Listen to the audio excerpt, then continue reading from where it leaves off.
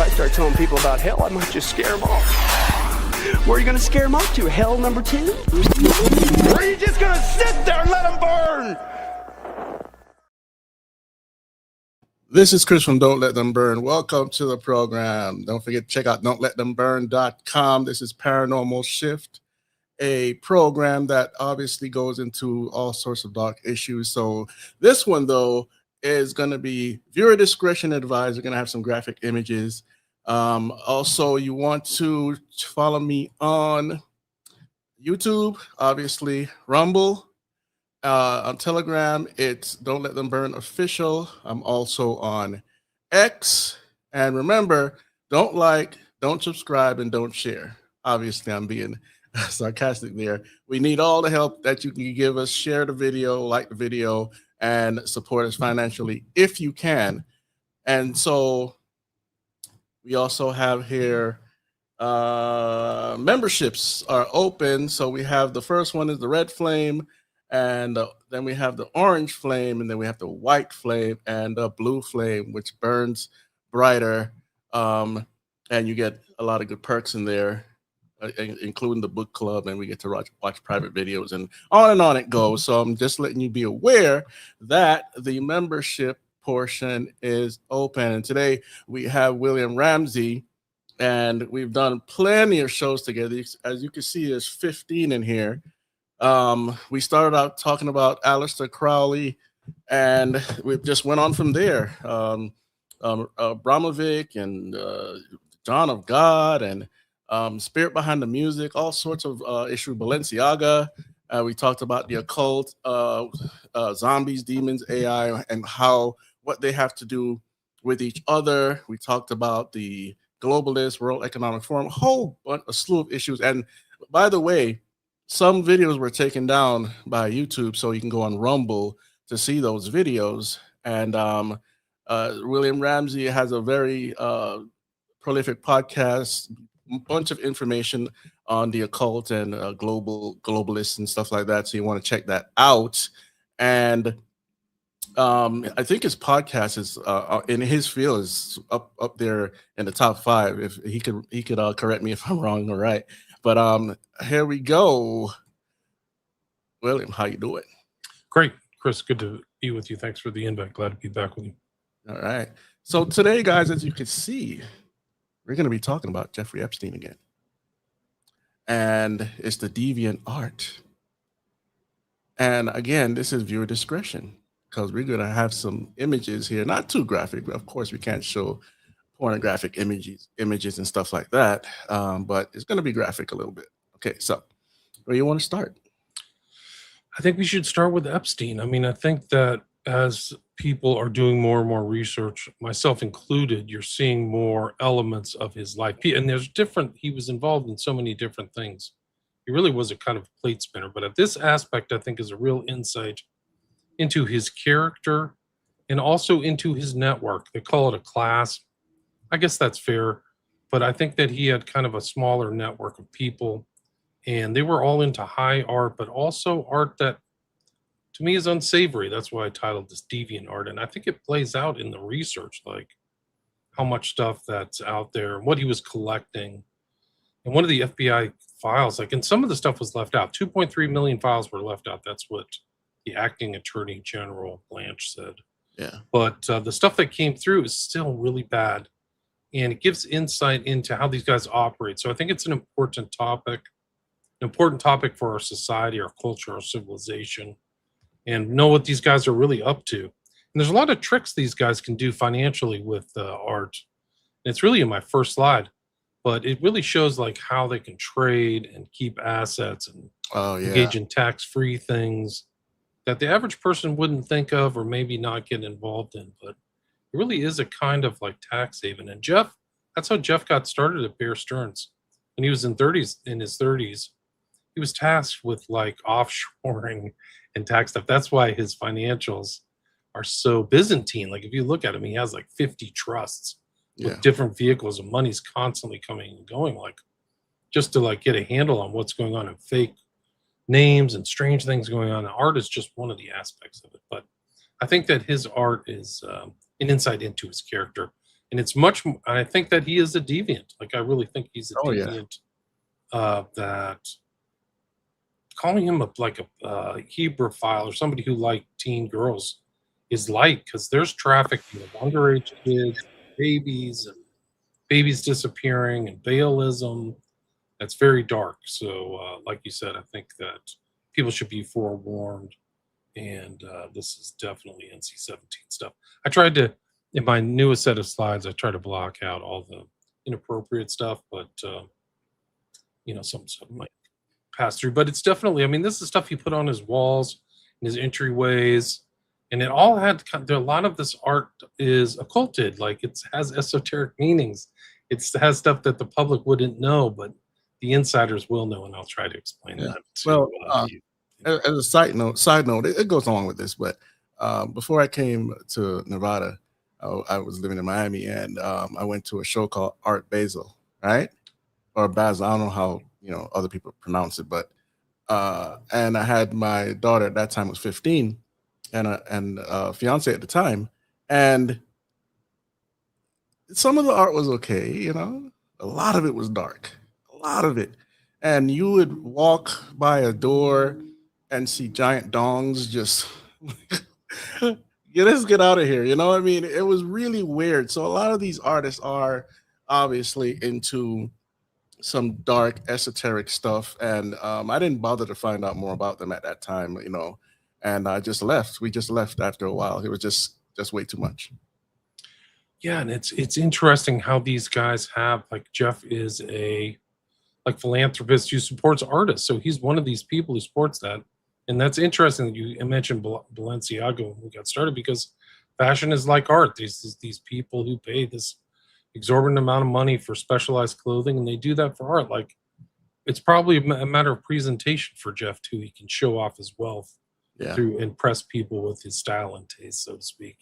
And I think that they're just like the art has changed within one generation in the United States. So yeah, I think it's important to look into. And one of the things is like they had close connections to art galleries. So you mentioned this Art Basel. There's emails coming in of art shows. Come to my studio. Are you interested in this Caravaggio? I don't want to, put it up at Sotheby's because then I don't have to give him a cut. Like you see, if you read through his really hard to read through, like drops that the Justice Department drops, you'll see these things where he's connected. And this is what I'll show in these slides. I mean, I have 2 hours, but you could literally do a 10-hour show just on Jeff and his art. Like, it's wild. Yeah, terabytes of information. Terabytes, absolutely. It's like, it's interesting because people are seeing this huge elephant. They're seeing one aspect. Some people are concentrating on his eugenics, his trafficking. I'm like looking at the art right now. Some people are looking at his criminal stuff. He has a huge criminal history. Like, he was investigated for drug running for 5 years. Like, it's in the files. Yeah, full spectrum. And some people don't realize that he was connected to Victoria's Secret. The owner was the owner's name, if you remember. Les Wexner. Yeah, he was connected to him heavily. I saw a documentary on it, so I don't remember. It was like 3 years ago. Yeah, there's a lot of pictures of him with Wexner, and Wexner had a book. He literally kept a greed demon in a box, like a witch, like a warlock. And he is a greedy MFer, like he had billions of dollars. And he was one of this mega group that was surrounding Epstein. And it's, helped Epstein kind of get a leg up into where he was when he died. I think he's worth $500 million, which has all been paid out. Like, there's been, I think, $700 million in paid out in civil suits. And a lot of it's not public. Like, you see a glimpse of it through these files that were dropped in January 30th. Yeah. But these are all information that is covered by NDAs that the public may never seen. So what the DOJ dropped under the EFTA legislation, which was not crafted well, it was surprisingly that it passed. It was crafted at all, actually. It's kind of a miracle, but there's a lot more to the story that's behind the curtains. For sure. So we have a video here. You want to start the video or start? This was a big discovery. I did it with Steven of the Biblical Hitman. We're kind of riffing like just on some of these shows. we're doing a theme, but we're also kind of bouncing forward, back and forward, and he's showing what he knows. And the topic was this interview of Epstein by Bannon. It was taken before Jeff was arrested in early 2019. But there's a ton of insights in just this 2 hours that were dropped. And one of the things that kind of slipped by when we at our first Passover was he says this very cryptic thing at the end, which we both missed. But then we were researching his art, the same kind of topic we're doing tonight. And the subject of mirrors come up, and it kind of like a light bulb went off in my head. I was like, what did Jeff say at this end when Bannon asked him if he was the devil? And we'll see it here, what his response is. I think it's the biggest breakthrough in the Epstein files since the release, honestly, because it shows Jeff is an occultist. Yeah, let me add here. You know where you want to go with that. Yeah, you can just go to like 156. I think it started. 6. It keeps. It's not perfect. It's so long. Yeah. This is always a complicated subject, but I can tell you that with the money I gave to help try to eradicate polio in Pakistan and India, instead of asking me whether that money should be given to these children for vaccines, I think you might want to ask their mothers who received the vaccine, who know their child now won't get polio, and ask them if Epstein should have helped these people. You're a mathematician. If we walked into that clinic where they're giving that money out to these people that are in the most dire straits of poverty and sickness, and told them that the money was coming from class 3 sexual predator? Tier 1. Tier 1's the highest and worst? No, I'm the lowest. I'm the lowest. You're the lowest. Okay, Tier 1, you're the lowest. But a criminal. Yes. That the money came from them. What percentage of people do you estimate? I understand you don't like probabilities. Do you estimate would say, I don't care, I want the money for my children? I would say everyone said, I want the money for my children. Did they know where the money came from? I think if you told them, if I told them the devil, 100%. the devil himself. The devil himself said, I'm going to exchange some dollars for your child's life. Do you think you're the devil himself? No, but I do have a good mirror. It's a serious. Hey, you want to stop right there? Yeah. So he blinks, he thinks about it. That's kind of a sign of nervousness too, if you have a physiological response. Mm-hmm. Then he says, I have a good mirror. And Bannon asks him again. Bannon doesn't understand what he's saying. But the mirror is even going back to Disney, mirror, mirror on the wall, who's the fairest? It's a scrying object. Yeah. So he knows how to communicate with spirits. And then you go back through his stuff, and we'll see some tonight, a lot of mirrors and hand mirrors. I actually have a picture of Abramovich's hand mirror that she uses for scrying like a witch. It's literally like something out of Disneyland. Yeah. So Epstein knows the stuff. Yeah. And for those that have no knowledge of scrying, and when you look at the Palantir in Lord of the Rings, it's like a crystal ball, and I think it's Saruman, is able to see somewhere else. It's a object of reflection, whether it's a mirror or a water. It doesn't matter. If it's a reflective surface, it's supposed to be something that the occult uses to contact the spiritual realm. Wreck-It Ralph 2, I believe. The glitch, I can't remember her name now. The little cute little character there. She couldn't find herself, so she went to meet with the Disney princesses, and then they had her go look in the puddle of water to scry to find herself in the water, and she saw the opposite of her reflection.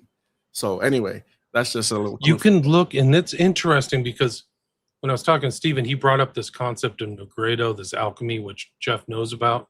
Yeah, and you'll see a lot of the statues that he have the same kind of color, this kind of alchemical color, and that's exactly the color of John Dee, who's one of the most famous sorcerers of all time, of his scrying mirror. You can bring up John Dee's scrying mirror, and that's what he used to contact spirit. That's where Enochian magic comes from. It's his contact with all these entities. So Epstein knows this stuff, and you'll see this. It gets validated. We'll see it if we get through all these 200 slides.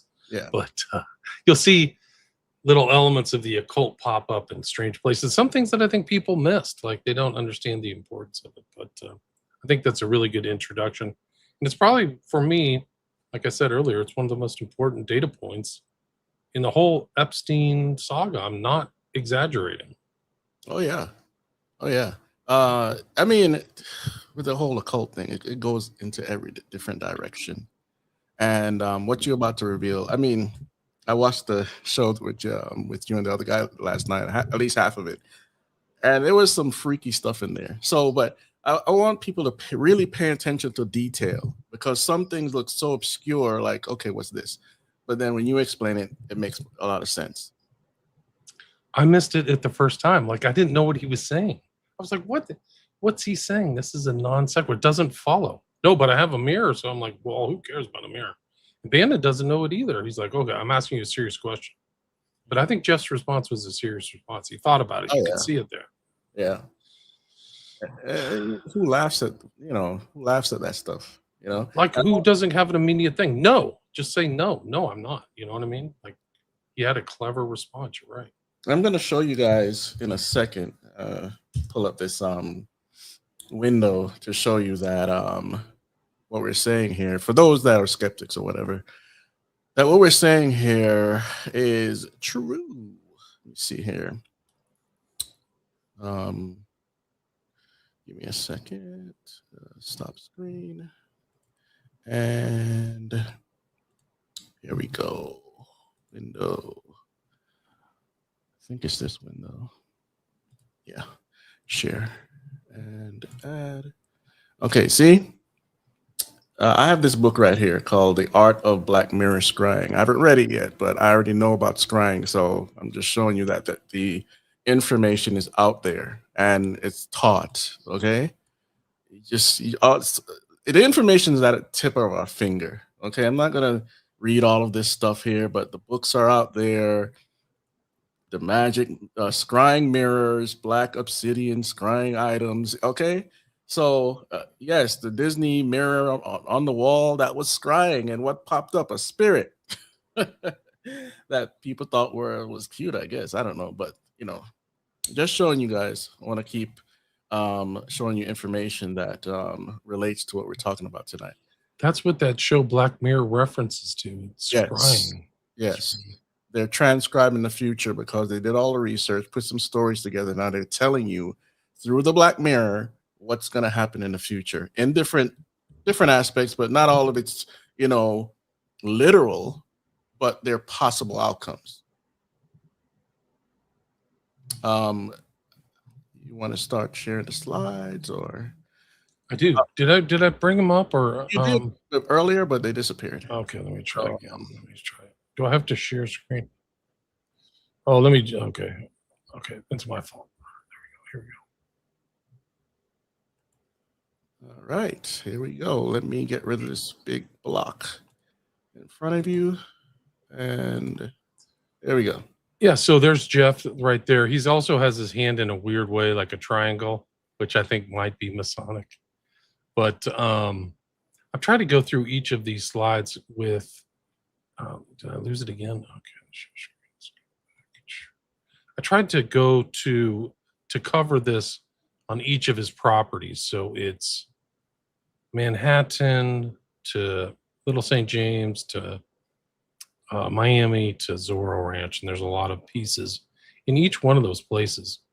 But one of the interesting things, like I mentioned earlier, is this kind of use of this high art. It's kind of a tax haven and things like that. This is from Jackson on Twitter, but it's basically, they don't have bank accounts. They have art collections, yachts, mansion stocks. None of it gets taxed until they sell it. So they never sell it. They borrow against it. So if they can buy a piece of art and get the appraisal very high, they can get these loans. And then if the art goes down, they just get rid of it as a loss and keep the money from the loan. Live off the loans, pay almost nothing. When they die, their kids inherit all tax-free. So this is like, you'll see this over and over and over again. Right. It's really something else.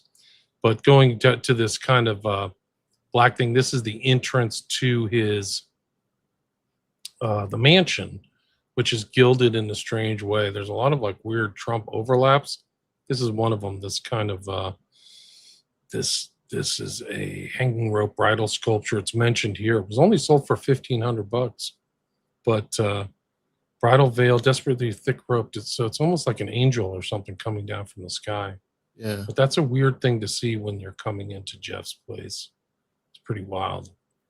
And then also on the wall, this is literally like from the EFTA. It's from the Epstein drops. Is this zebra that's opened up, and it's by this artist named it's called Hidden Soul by Ferdinando Peretti, and it's called African Flesh Tracks. It's printed as a large ancient image, and is prominently mounted on the walls of his 21,000 square foot mansion at 9 East 74th Street, among other eccentric pieces. You see it right there. Yeah. So it's like one of the other ones that's really interesting that has a full-on occult reference is this eyeballs. It's mentioned in articles in Vanity Fair and other articles, but nobody took a picture of it. But when you walked into that building, there were like eyeballs, but they weren't just normal eyeballs. He went to England and got eyeballs from like dead soldiers and put them on his wall. And people said it created an eerie voyeuristic effect.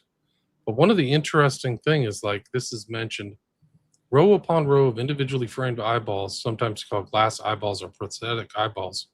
He reportedly told visitors they were manufactured in England for injured soldiers. So they weren't injured soldiers, they were manufactured there. So it's actually really, but the symbolism is really kind of what it is. Many observers later reported it as intentionally disturbing, invoking a sense of constant surveillance. The house stared back at you, almost like a creepy haunted house. Yeah. This fit with the extensive hidden camera system Epstein had installed through the property. The one you showed earlier, the gold, I'm not sure if this is any connection at all, but sometimes when you see the gold painting on the face and other gold symbolisms, it's arcing back to the pre-flood world, because these occultists want to take us back to that time.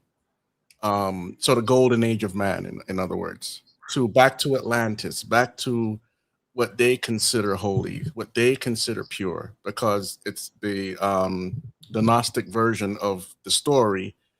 Lucifer is good, God is bad, and we need to get back to the enlightenment of Lucifer. Right, that's the gold. Like that. I mean, Trump keeps saying the golden age, but it's like this isn't the Christian age. No. But let's see. He says, somebody writes here, separate details sometimes mentioned involves carved eyeballs on the banister of a hidden black staircase, which victim Virginia Giuffre described as staring at you while gripping the railing, reinforcing the "we're always watching" theme. And then one of the interesting is a guy who was in there and was accused of being a trafficker in the federal docks. His name, well, he had a fake name. It was Gypsy Gita, Gita, but his real name was like Larry Alvarez or something. Mm-hmm. But he wrote something that was published in 2020. And he was Native American. He was kind of like a Native American, but also a Latino. He worked with celebrities, including Donald Trump and actress Minnie Driver. He was introduced to Epstein and his alleged Madam Ghislaine Maxwell when Trump passed his phone number on. He described walking into Epstein's 55 million home in Manhattan as like entering a weird, warped world, adding, quote, "It was creepy. Once you went through the big front doors, there was a desk, you checked in, then you turned left to go to the sitting room where visitors waited. There was a huge wall of prosthetic eyeballs. There must have been 150 at least. Jeffrey would say, don't forget you were being watched at all times." So nobody took a picture of it, but they talked about it. Yeah. And then this is kind of like an analysis of what this eyeball is. All-seeing eye, but it's the seeing eye of Horus too. Mm-hmm. And the evil eye and the watchful eye. And it ties into death, spirits, or transgression. which is left hand path and satanic aesthetics. Right. Yeah. The yin and the yang, good magic, black magic, white magic, and all those opposites that people talk about all the time. And of course, there's some sexual connotations to that. Right. Physical eyes or rarely human remains appear in some historical or folk magic. And it says here, offerings as ingredients for spells for sight, scrying. So here's the scrying theme again. Mm-hmm. Or binding, as in grimoires or hoodoo variants. So it even ties into voodoo. We call it hoodoo here. Yeah. So many different variations of the term voodoo, but it's all the same, really, just different ways of practicing it. And it really has kind of seeped into both North American and South American culture. Mm-hmm. Like part of it, we did that show on Yao of God, who had some voodoo elements, is my understanding. Mm-hmm. There's a lot of like folk magic stuff in Brazil, and definitely in like Caribbean and Jamaica is called Obia. Jamaica, and obviously New Orleans and all this stuff. Right. Yeah. This is Jimmy Savile with his eyeball ring, right? It went from the stage. Let me put it back. There we go. And it's Jimmy Savile. Savile's in these documents too, by the way. He supposedly went to some New Orleans place where Weinstein was there in like very early 2000s, so 25 years ago. I haven't been able to confirm it that he was in the States, but he was still alive. And he's a black magician. I mean, this guy's like up there with Abramovich. Yeah. Heavy duty. Necrophiliac. Like, wow. Really well, that's important that you mentioned Abramovich too, because she's supposedly a performing artist. But it's all gross, you know? Right. I think you know, through the arts, whatever entertainment is the way they channel their message, right? Right. So whether, you know, look at Lady Gaga, look at how she presents herself in the videos, and then she's directly tied to Abramovich. And then you go into Jay-Z and other rappers that are totally satanic, and they don't hide it anymore, right? Jay-Z had a line. I don't know if it was his line directly, if he owned it, but there was something called Masters of the Craft. I should bring it up, where it was nothing but Masonic symbolism all over the shirts. Let me bring it up really quick. Didn't he have like some song about the Rain Man too, who was like, that was his ode to Satan or Lucifer or something like that? Yeah, that was well, he had a song about, it's called Lucifer, but Eminem had, I think he had one called Rain Man. And the Lucifer song, he didn't write that song. I mean, he hardly writes songs, so you don't know where this stuff is coming from. I know he got some spirits around him. I proved that in my the spirit behind the music presentation at church. But you know, I used to rap. I had to write. Some people don't write. Lil Wayne and Jay-Z and some other people, they say they don't write music. It just comes to them. I don't know. Some people can really freestyle. I get that, but you never know the spirit behind the music. But anyway, I can't find the shirts right now, so because I think the company's out of business. But you keep going, and if I find it, I'll let you know. That's okay. Every time you switch out, it's kind of losing it. So I'm uploading the PDF right now. Okay. There we go. Right. So if you can bring that on, I'll just go to the right slide. There you go. Let's see. So there's Savile in the files. I could bring up that, but it's in there. You can type in Savile into the EFTA thing. It's incredible that even pops up. But Abramovich pops up too. There was something that happened in 2014 where they were trying to get Abramovich. I don't know. I'm assuming that it took place, but like get her with almost every leading tech figure. And Jeff Epstein knew it. Like incredible stuff. Wow. Before the spirit cooking stuff came out. Mm-hmm. This is interesting too. This is Savile, but he's in this direct pose. This is called the horns of Pan or the hands of Pan. Oh yeah. So he's got those eyeballs, and there's Crowley doing the same thing. Yeah. I don't think that's a mistake. No. And then also Marilyn Manson, if you look at his right hand that's going into his mouth, Yeah. he has the eyeball ring. So these are all occult stuff. Jeff knew that, I think. Yeah. I don't think it's a mistake. Certainly. You know, the kind of, and so that indicates his whole kind of interrelation or relationship to other people. I'm always watching you. And it's kind of like, oh, it actually ties into Eyes Wide Shut. Like after the guy goes into the ritual, he's constantly watched. He's sent letters, people follow him, he's surveilled. People's masks are left on his pillow and stuff, supposedly, or if he's dreaming or not. But that pervasive sense of like being watched is real, you know. Yeah. So I got one question for you from the audience really quick. I think it's simple to answer. Let me see, where is it? Okay. It says, this is from Lizzie490. Question: why were so many notable chomping at the bit to hang out with this degenerate? I think she's speaking of Epstein. I think because for a variety of reasons, he could get connections, he could help with your career, he could, you know, give you the high life, take you on plane flights, go to places. I think that was his kind of selling thing. He's really a man of the world with wealth, which was true. So I think young women and even people who were celebrities or anything, like I was just reading his communication with this guy who's kind of like a atheist, you know, overlord, Sam Harris. And he's in this email communication with Harris, who's like fully tied to Rogan and all these other Dawkins and all these other characters. Yeah. But Jeff is like, well, this is what you got to do, and then you can get access and get some, you know, get somebody to watch your stuff. So Jeff is helping him try to elevate his career, in my opinion. So that's just one example, and there's other ones like people like so many women like, oh, I'll help your modeling career, I'll help your acting career, help you get into dental school. Mm-hmm. Even Virginia Giuffre, he sent her to a masseuse thing in Thailand. That's how she got away. Mm-hmm. But all these other people were brought in with either real or false promises. So it depends on each different person. And then if you were part of the traffickers, not the trafficked, then it's like, I've got women for you.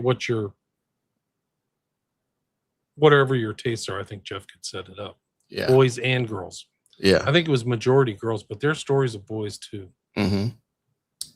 And kids and children, you know, like literal, like prepubescent kids and stuff. It's bad. And a lot of these people trying to get in, they're desperate. They're broke, whatever. They'll do anything. Just like Jeff said right there, would a mother take the money from the devil for her child? Right. And if they're desperate, they will. Yeah. I mean, it's the Faustian bargain or whatever. Like it's right. like, and by the time we see them, they're all glowed up and makeup and put in front of you in a way, a presentable idea, whether it's in a movie or whatever, you know, magazine, and we don't see where they came from. We just see what's presented. It seems like Jeff had like a thing for women where he had all this like beauty implements, like literally some kind of like electronic device that takes away moles and freckles, like in his buildings in Little St. James and stuff. Mm-hmm.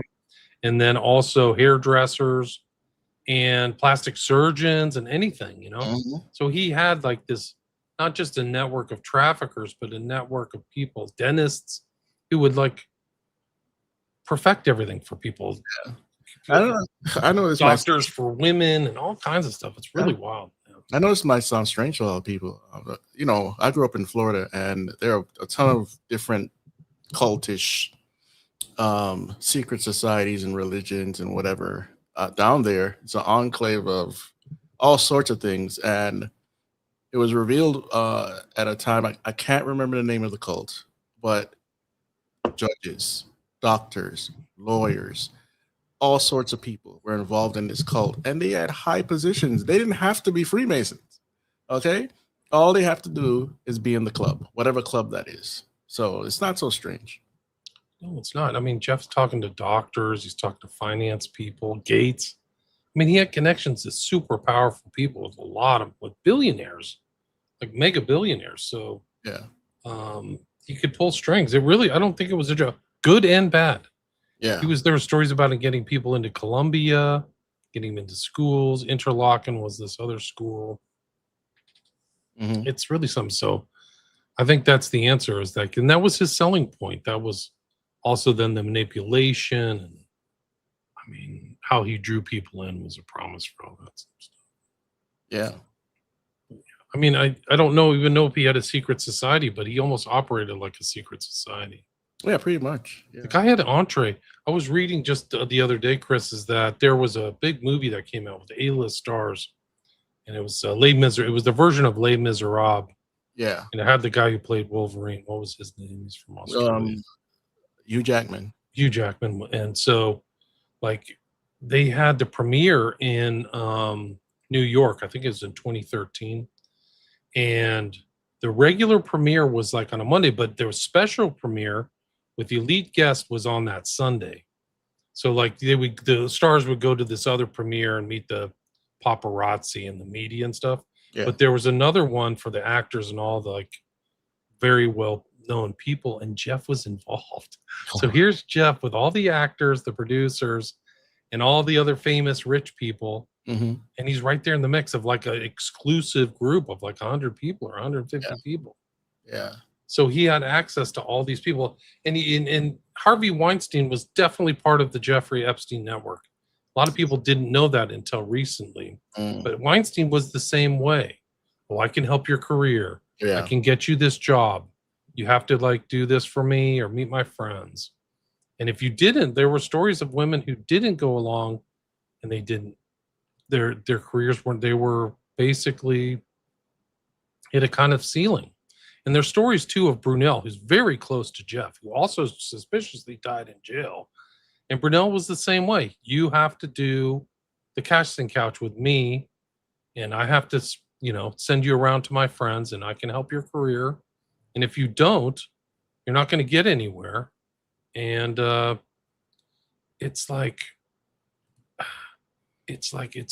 were all doing it. Yeah. They're all part of this network. And I think that it was an endemic. I think Trump was part of it.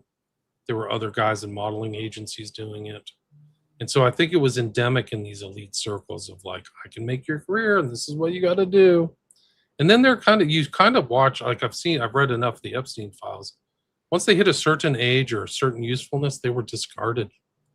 Like they were let go, man. Thanks for bringing that up, because I want to do a review. I don't even want to watch the movie again. Okay. But I want to do a review on what's called a substance. With G.I. Jane. What's her name? Goodness gracious. Somebody in the chat. Who played an actress you're asking about? Actress, yes. Was it the girl who's married to Bruce Willis? Yeah.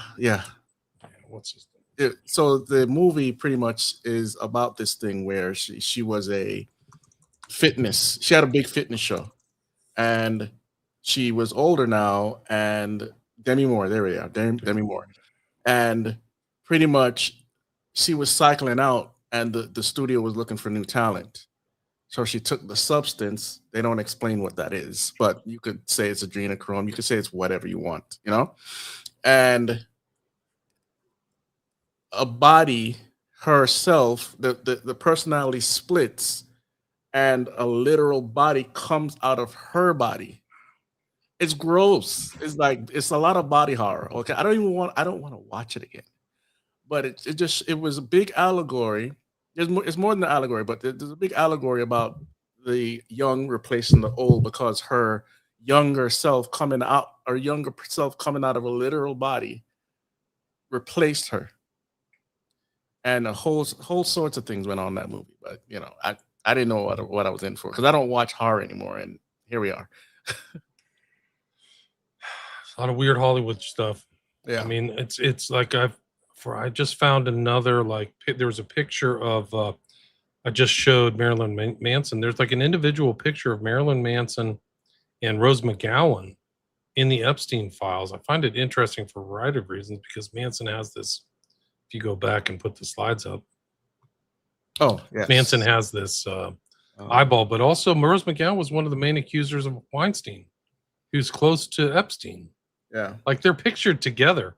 I think that they went to one of Andrew's daughter's weddings in 2019. They're pictured together. Weinstein, Epstein, and Maxwell, who are all in jail now.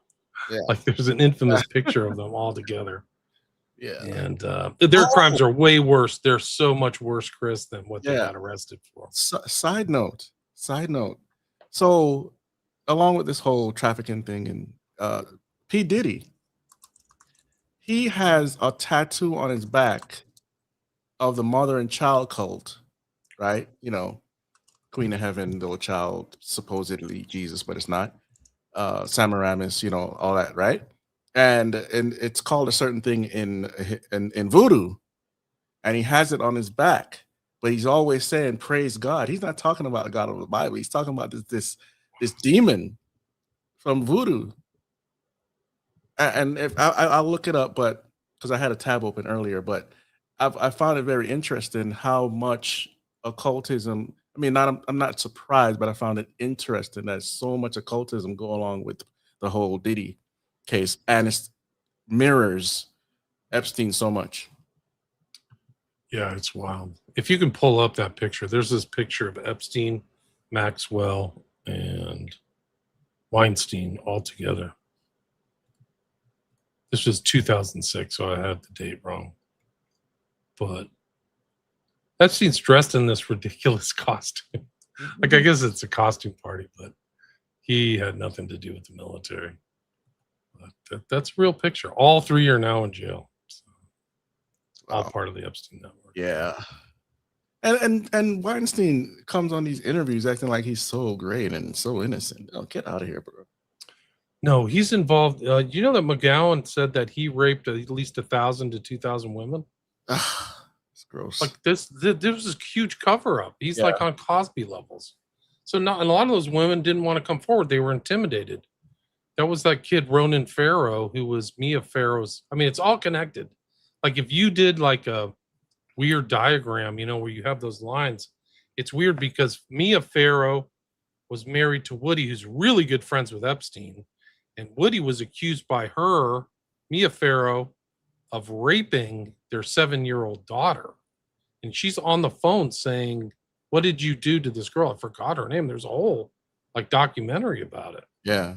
Like it's super dark. Mm-hmm. And it's just the connection. So The then whole culture of the entertainment industry is much darker than people think. We go to Betty White from the Golden Girls. Her history is full of Crowleyism. When they entered her house, they found Crowley books. Wow. Hello. There's the Diddy thing, just a sidestep for a minute. Wow. All right. See the mother and child cult there, but this is the voodoo version. Wow. That makes perfect sense. What it says here, arrest believed he cursed himself with the attention grabbing back tattoo of Haitian voodoo spirit Azil Dantor, if that's how you pronounce it. Wow, it makes perfect sense. Right? It's the same kind of parties as Epstein, right? At his mansion. You know, he had a mansion in Beverly Hills. Like, it's like the most famous road in Beverly Hills. I don't know what you would like. It's maybe Fifth Avenue, which Epstein Mansion was right on the corner of 71st and 5th. But he didn't just Diddy didn't just have a place in Beverly Hills. He had the place at the top of Beverly Hills. I think his neighbor was like one of the De Beers, the diamond type people. Yeah. This is from a girl named Becca Day. People check her out. She's a great researcher. She has a really good Substack, but she posted this picture. And it's really a huge tell for me, but it's Puff Daddy with Trump. Oh, okay. And then this blonde girl with the turquoise shirt, she was just another person in the orbit who I didn't know her, but this girl Becca Day brought her to my attention. Another person who's come forward. Like a lot of people didn't come forward, but the tell is there's Lenny Kravitz. Mm-hmm. And his daughter, Zoe, was in this super satanic film called Angel Heart. Mm-hmm. And then she just directed a film that came out in 2024 that apes the entire Epstein saga, and it's called Blink Twice. Yeah, It's incredible. I skipped it. It's worth your time, man. We should do a show on that. If you want to do the substance, I know a lot about Blink Twice, and it ties into our presentation today. You would not believe it. I think Zoe Kravitz knew what was going on before even the files broke. So she was like, it's like a revelation of the method. It's interesting, and It's a good movie, Chris. I would recommend it. 4 out of 5.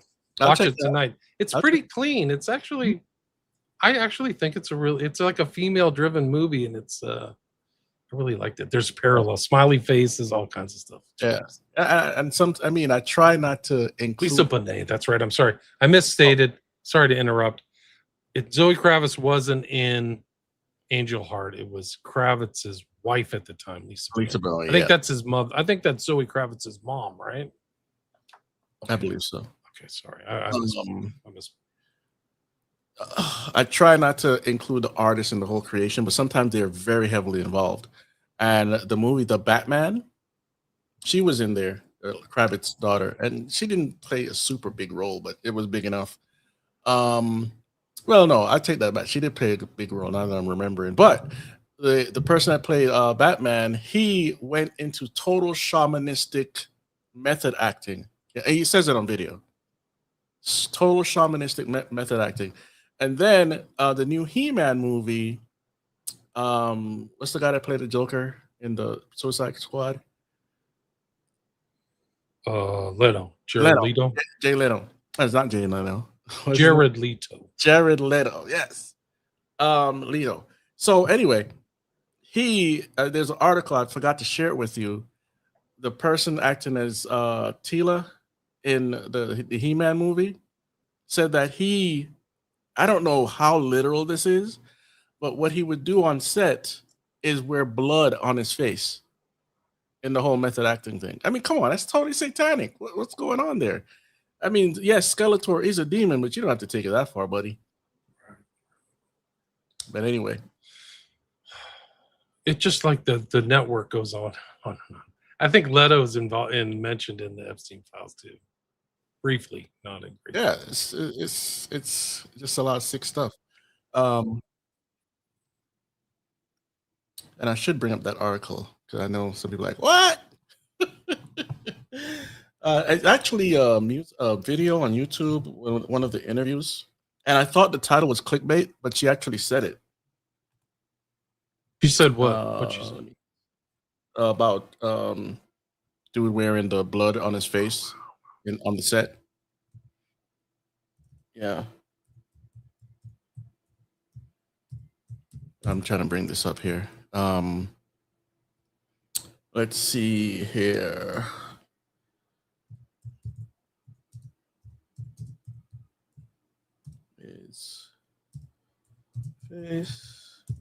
So yeah, I wanted to send you the Diddy one. I totally forgot to send you both of them. Let's see, He-Man. Oh no, Masters of the Universe. Sorry, Masters of the Universe.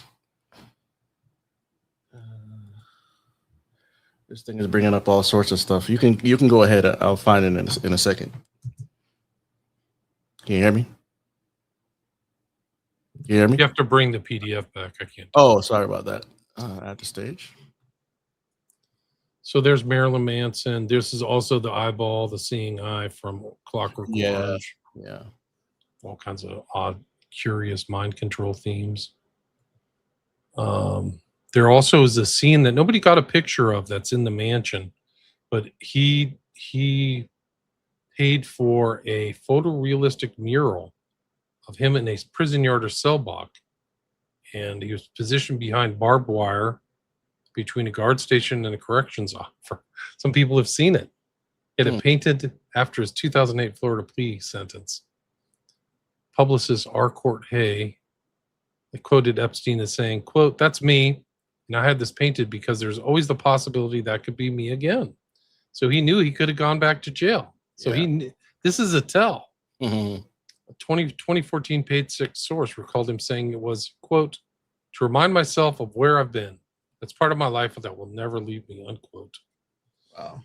context, it was one of the most frequently cited creepy decor items alongside the Clinton blue dress painting, the hanging rope sculpture, which you've already seen, and the human chess set, which I can show you. Mhm. Artist unknown. So it was all sold off. Like, this is invaluable stuff. I don't know where his collection went to. My God. Anyway, so that's one that they didn't know. There's two things when Bannon was interviewing Epstein one time, not the interview we saw earlier, but in the background was a huge bookshelf, a very imposing bookshelf. And on there were two kind of Christian headless guys, like either dead Christians. It seems to be kind of you'll find this, is that he kind of liked this anti-Christian sacrilegious, as a Jewish guy who said goyim and had a huge Talmud behind him. It makes sense. Oh, yeah. But there's a lot of anti-Christian stuff in his stuff, and a lot of like when it's juxtaposed with his deviant art. And I'll show that too. It's like pretty strange. But this is the infamous Clinton blue dress picture that's right off the entryway. And you can see the EFTA number right there on the bottom. So like this is in the files. Yeah. And it's right at this kind of introductory desk, like when you would walk in, you would see it. And it's interesting because I have the artist's name. Her name is Ryan Cleed, but she's also done some other interesting pictures. She's done one of George Bush Jr. flying paper airplanes into a Jenga pile, which evokes 9/11, and also Obama in front of in a circle, in a magical circle, in the Oval Office, in front of an Nganga, a cauldron. Yeah. And you can just go to her website. It's on her website. Yeah, some sick stuff. And you'll see this whole thing. You can do like searches for red shoes. Red shoes are a thing in the occult. Oh, yeah. And they mean a lot, and I'll go into them right now. But this is Patrina Ryan Cleed. You can just go. This is a recent screenshot. You can just go see this. I've never seen the Obama piece before, but these are all kind of occult tells. Like she's telling inside stories that Obama's into kind of African magic. Yeah. And I think that plays out. He has like African statuaries and things like that. So. I mean, when you look into what we were talking about earlier, the voodoo, the obia, a lot of it goes back to Africa, but what goes back to Africa also goes back to Babylon. So they get all of these old traditions from Babylon.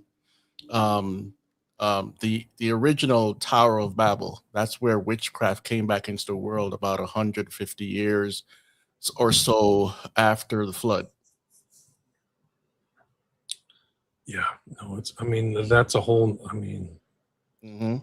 it's incredible. I've done a show on kind of like Southern voodoo, South African voodoo. It's really interesting. Yeah. The way that it morphed from Africa into Brazil.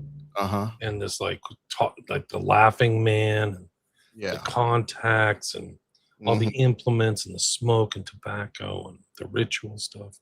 But it's there, and I think Obama keyed into that stuff. He's part of that. Yeah, definitely. I believe so. But this is a thing about the red shoes. In the occult, red shoes symbolize temptation, hidden knowledge, uninhibited desire, and the blurring of boundaries between the spiritual and the physical. The intense, potent color connects the wearer to earthly passions, blood, and life force. And it's tied to a Faustian covenant. In Western folklore and occult literature, red, especially red footwear, has long been associated with pacts made with the devil or lower spirits. In Goethe's Faust, the titular character binds himself to Mephistopheles, the devil, to gain earthly power and knowledge, after which he's famously tasked with wearing specific symbols and garments. Red shoes are frequently tied to this archetypes. Right.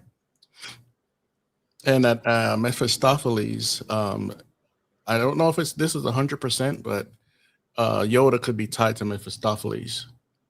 That's the only semblance known. Is he's short and got these elf-looking ears, and he's green, huh? Wow. And when I brought up the presentation about the cartoon Invincible, and Invincible went down to hell, and wasn't that satanic dude short? And then when he got his crown back, he got into this big giant. Remember that? Yeah, and that's Mephistopheles. And in Marvel, Mephisto is not short. He's the red version of Satan, Marvel's version of Satan, but his Mephisto is short for Mephistopheles. So Right, that makes perfect sense. Yeah. Right. It's all there. I mean, it's all being brought into your consciousness. Red is the universal color of blood, the most potent conductor of life force and ritual magic. Blood and blood magic are sacrificial traditions. Red shoes can symbolize the spilling or harnessing of blood because they absorb the impact of every step. Red shoes imply the wearer's magical path is stained by or built upon sacrifice and suffering. Oh, and an important connection to the Bible there. When God wanted the Israelites to be separate from the other nations, he made sure to tell them, do not drink the blood. Why? Because that's what the other nations were doing, because the blood has life. That's the source of life. And they were doing all sorts of crazy stuff back in those days. I mean, people are still doing some of that today, but that's the connection to the Bible right there. There are talks about blood drinkers in the Epstein files, and some of the stuff that came into the FBI. There's like a blood drinker who said he drank children's blood because it made him stronger or whatever. Oh, that's it. Yeah. And here's the picture of the zebra. I think I already showed that. There's a kid here on the entranceway, and kind of weird pictures of insects, which little eerie. Interesting. This is from the SD New York. So this means this is from the original investigation. So the EFTA republished these, but these people went in and broke into, I don't know if you remember this, but they broke into the mansion in Manhattan and they took pictures. And for some reason, they've redacted these 3 pictures on the left, but on the right, there's a woman looking in the mirror. Yeah.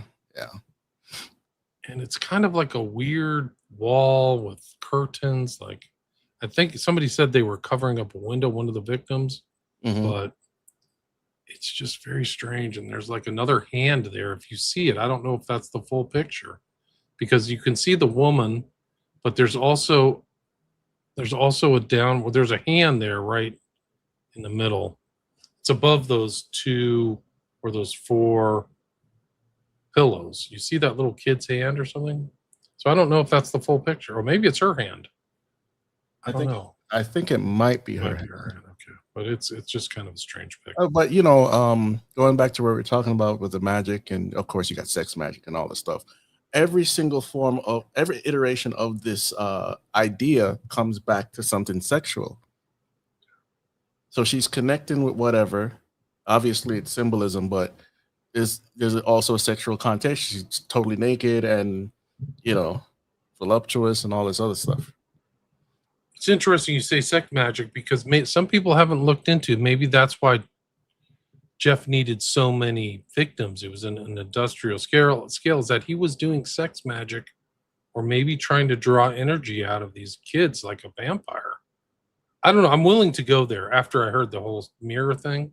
Yeah. That there's something else going on. And there was like stories where he was very graphic stuff, but like somebody said it wasn't like he was naturally trying, in a romantic thing. Like he was just trying to get to this state for one reason or another. Like that was his power. It was weird. It wasn't like he was like really involved in contacting the girl, like on a personal level, if that makes sense. Like he was just kind of doing his things. This is the other. Yeah, sorry. Real quick, with the whole bloodletting and all this stuff. Back in the day, if people do the research, some of these oligarchs would have children in the basement and slowly drain their blood, and they would drink it. This is fact. It's not my theory. And then as an allegory, when you watch Monsters Inc., when the demons come into the room, they have the kids scream as an allegory to that same thing, the fear, trauma, we get energy from the kids. That's what the demons did, right?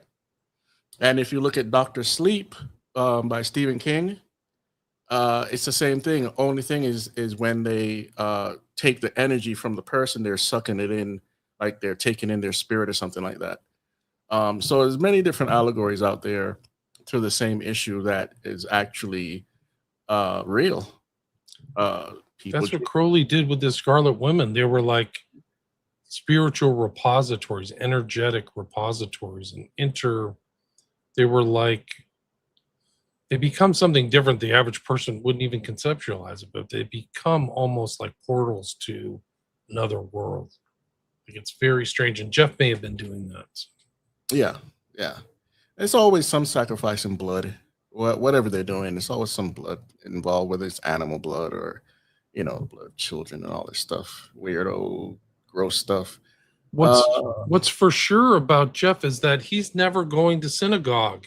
He's not going to any religious thing. He doesn't quote the Bible. He doesn't have, he just doesn't even have like a shred of anything theological.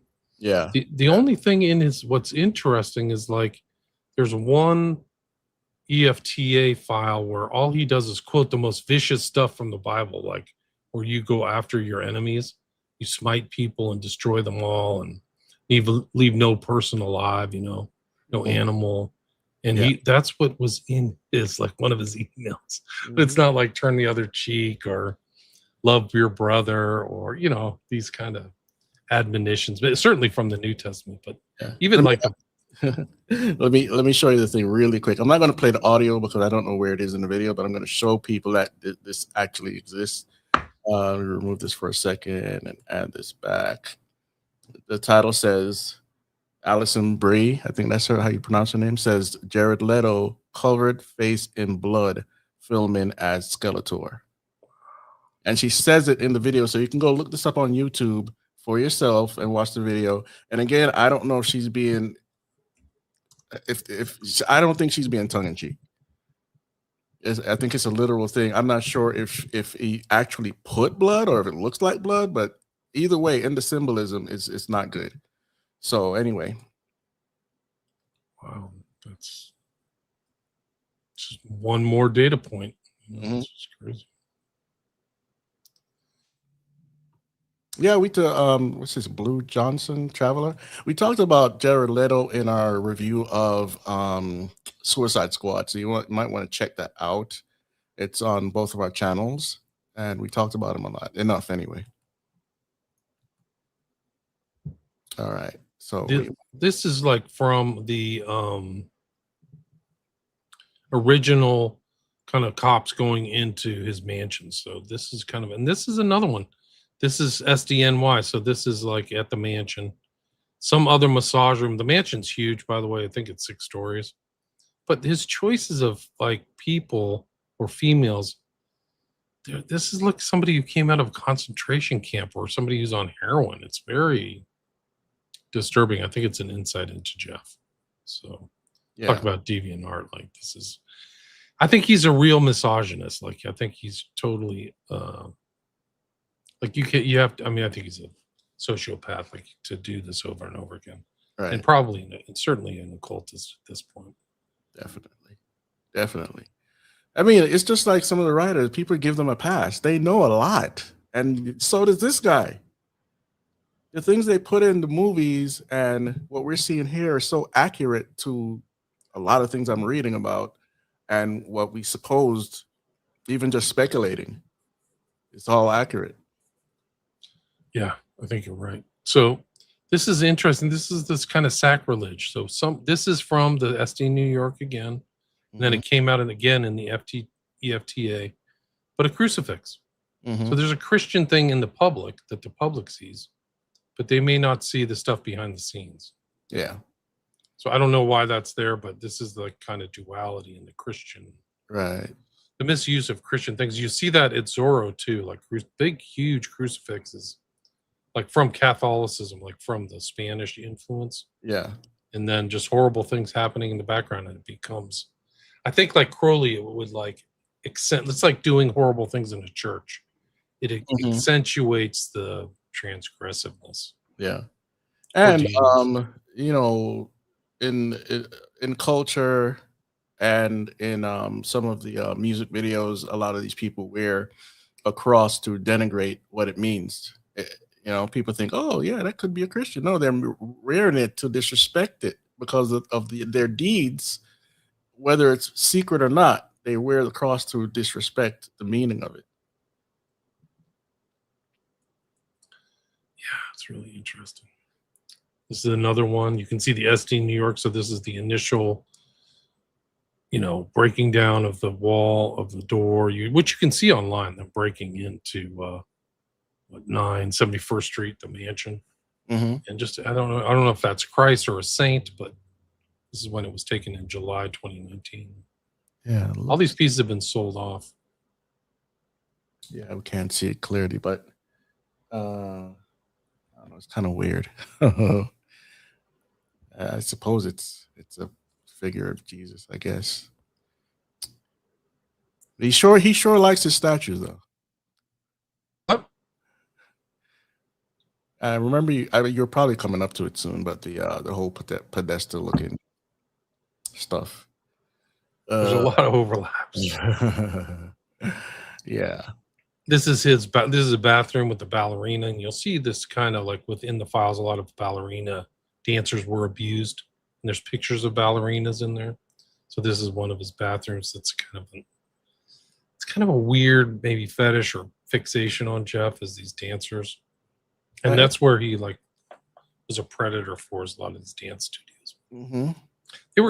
It's industrial. They're just finding as many women as possible on like a multi-level marketing thing, right? So if one comes in, he's like, well, where are all your friends? And then their friends would come in, and then his friend, he did the same thing to them. And so it was just like trying to filter as many vulnerable women through as possible. Yeah. And isn't there some occult connection to ballerina? And for those watching, I'm not saying doing ballerina is evil. I'm just saying in some of these societies, they have some issue with the ballerina symbolism. I wouldn't know. I don't know. It's a good question. I don't know. I didn't really know about the red shoes. Like I'd seen the red shoes, Yeah. but I didn't know the kind of Mephistophelian goat connection to it at all. And now it makes perfect sense why it's there, because you'll see Podesta's brother wearing it's like a club of red shoe people. And also Bill Maher likes to wear red shoes. Mm-hmm. And one of the new age guys, it's not Gupta or it's she wrote that transcendental meditation book. no, it's a dude. It's the guy who's friends with Epstein. His name is Tupac Shakur. Close, yeah, something like that. Close to Tupac Shakur. Yeah, something like that. It's like I forgot his name. It'll come to me. It's maybe somebody in the chat knows. He's kind of like a well-known new age guy. Chopra? Yeah, What's his Deepak first? Chopra. Yeah. Deepak Chopra. Always wearing red shoes. Yeah. Like it's really creepy. Like you got to watch it. Like it's like you can just type in Deepak Chopra and he'll just be wearing red shoes all the time. Yeah. Well, this is an interesting one. It's also it's on his wall in the entryway, but it's just Jeff kind of how idiosyncratic and how self-centered he was. This is his girlfriend at the time, Shuliak, but like he's the, big accomplished guy and she's at his side, adoring him. Right. Yeah. And I think that this is an insight into his personality. A bachelor all the way to 66. Yeah. As far as we know. And he had like godchildren and stuff like that, but he was never married. And his little smirk there is also deceiving. You got all sorts of cats running around in his head, man. Yeah, he does. That interview with Bannon that we showed at the intro is really important too. If you watch the whole thing, he's lying through the whole thing. All my money's clean. I've done a really good job.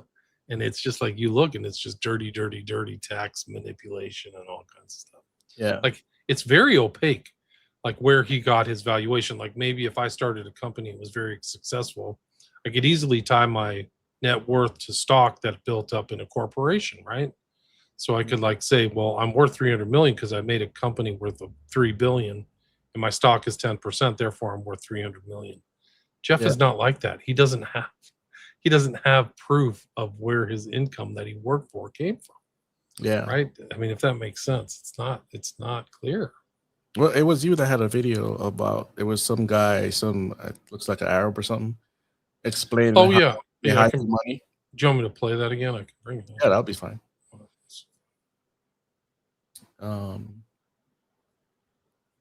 Rock stars. What's his name? Tim Greenglass says, I admired Crowley for a while based on all the rock stars that boosted his reputation. Yeah, that's the deception, right? They put this guy on a pedestal and you get, interested in him. And then you go down a deep, dark rabbit hole. The fact that Betty White was into Alice Crowley really threw me. That's mind-blowing. I had no idea.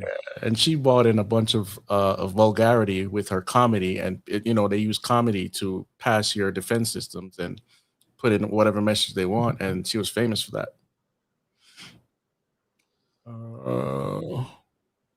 If you can bring that, it's an AI video.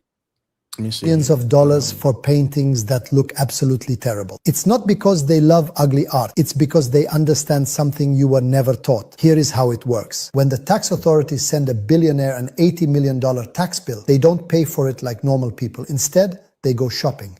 Not for a yacht, not for a mansion, but for a painting.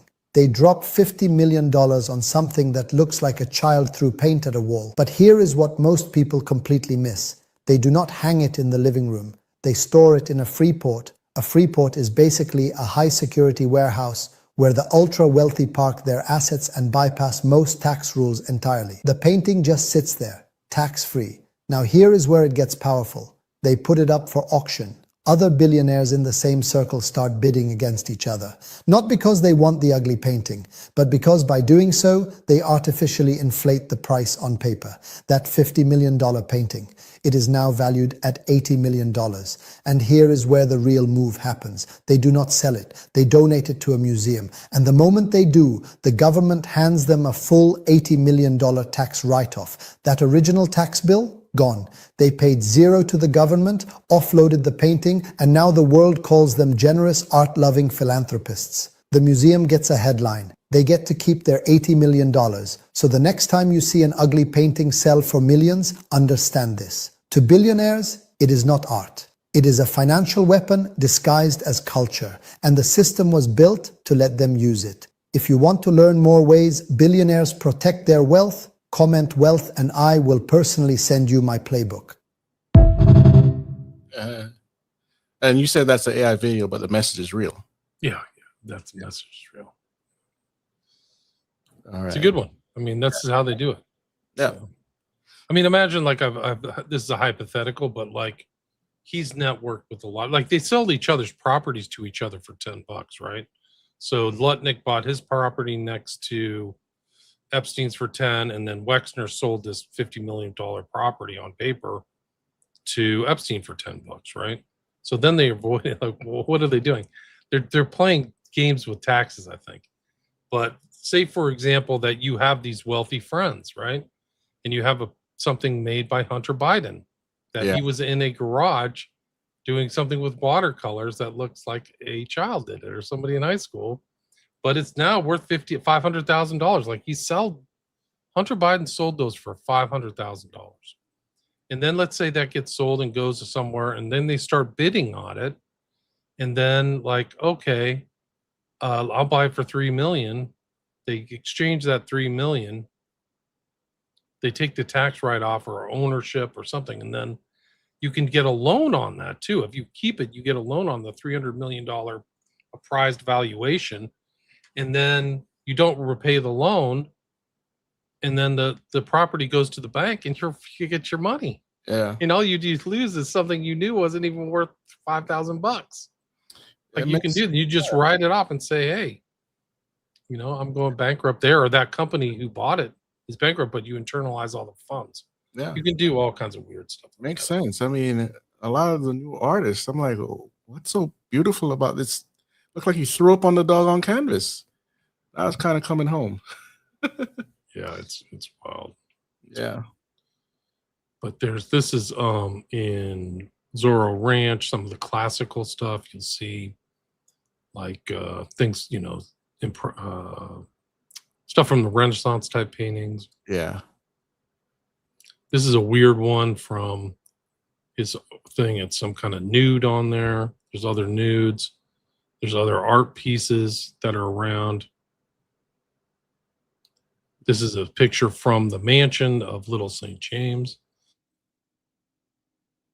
That ties in between his property in Manhattan and Little St. James. This is actually a picture of Bacchus, the god of wine. Yeah. Uh-huh. This is inside the mansion. They in reggae music, they had a dance called a bacchanal. At that time, I didn't know what it meant. After reading about Bacchus, I was like, "Oh my gosh!" Right. And this whole bacchanal worship, if you will, god of drunkenness and orgies and blah blah blah. People just love these false gods, but that's we live in a fallen world, so you're gonna expect this stuff. But when you see it become more popular, it's just amazing what people will do. This is what Jeff wanted to promote, so it makes sense that he has Bacchus, who's like, I think, associated with Pan, the god Pan, and all these other things like. Oh yeah, Pan and all these things. So Bacchus makes Bacchanal. Yeah. Pan would be a really good deep dive for people. Oh my god! And this is a reproduction by a famous painter, Peter Paul Rubens. Mm-hmm. Technical sketch. Pretty interesting stuff. I already showed that. They couldn't identify this other slide of this guy with the weird head. Yeah, I don't know what that was. Just some kind of deviant art piece. Notice the mirrors. Mm-hmm. Yeah, right. And if you came in late, we're an hour and 60 minutes in, and we talked about scrying, mirrors, reflective surfaces, and what they mean in the occult, and it's all about contacting spirits or reaching to a higher plane of existence, all that crazy stuff. And, a lot of this has to do with getting into an altered state as well. If you stare at the mirror enough, you'll get into an altered state. Stare at anything. They talk about emptying in your mind, but others talk about focusing your mind on a thing, and whatever happens, whether you contact a spirit or drive yourself insane. I think that was one of the things that Abramovich said, is like concentrate or focus on the spirit or do something. And I can bring up her scrying mirror here in a minute. I have it somewhere. This is really interesting because here's Noam Chomsky, Woody Allen, Epstein, possible victim there. I don't have any idea. Dang, Noam Chomsky too. Close friend of Epstein. Never repented. Wow. People say in person Chomsky is a really evil, like he has a presence of evil. Thought he was an evil person. I've heard that from a couple of sources. Wow. Which he's presented as kind of like some left-wing hero, Right. Manufacturing consent and all this. But this is the art piece that they have above them. And who knows what they paid for that, but this is like another kind of modern art, not masterpiece in my opinion. No, the artist's name is Rick Prohl. Pure dog poop. A master of Gothic angst. And his wide range of subjects and art forms, from Shakespeare's Macbeth to flamenco music, Martha Graham and Goya. People likened him to another guy named Basquiat. Have you ever heard of Basquiat? No, I don't think so. I think he's like, Basquiat was from Haiti or something, but he painted these kind of grungy looking depictions or whatever. But anyway. Yeah. So these guys are, in front of another modern artist. This one's called Three Little Tomatoes or something like that. Yeah. Why would you have this? It just reeks of PDF files. It's very strange. Like at first glance, it's just a bunch of kids in swimsuits, but then there's like lighting associated with theater, and in the background there's a tornado. Like, yeah. Oh, now I see it. Okay. I'm usually good at picking that stuff up, but I didn't see that at all. The tornado. I don't know. It's called Little Miss Pink Tomato, 1995. And it's confirmed owned by Jeff. Guy's name is Damian Loeb. It's the artist. Sold for 40 to 50,000. Like, okay. And that's Damian Loeb there, and his buddy is Moby, who he grew up with. Yeah. As a side note, did you ever catch wind of on Amazon and Wayfair? There are people selling items for a ridiculous amount of prices. There were bags and furniture, $50,000 for this little table, $20,000 for this bag. And one time somebody caught in one of these pictures, I don't have the evidence, but I saw it myself. There was a like a kid's face in the zipper part of the bag. Wow. Yeah. This was a thing I think it was around the time either before or after COVID. There are people who believe that that's real. I have not looked into it in great detail. Yeah. It was Okay, but there are Wayfair purchases in the Jeffrey Epstein file. So you can just type in, go to justice.gov Epstein and type in Wayfair. Yeah. At that time, I saw it for myself, and it wasn't like I wasn't following any story. And then somebody mentioned, I said, okay, let me go look for myself. And I was like, oh, wow, this is interesting. So, yeah. There's weird trafficking things going on all through this thing. Yeah. It's so vast. It's an industrial scale. The people cannot comprehend how big it was. And I think he was just a node. People see him as a central figure. I think they're all kind of doing it. Other people and his friends are trafficking too. And it's a moneymaker. So he's just one of the pimps, so to speak. And he's going to Mexico, and people are coming through from south of the border, and Venezuela and Brazil and things like that. And they also had investments in weird things that you wouldn't think they had investments. Jeff had investments in Lifeline, and that's the parent company of Shutterfly. And this other company, no, Shutterfly owned Lifeline. And Lifeline is the company that took pictures of every high school kid in America.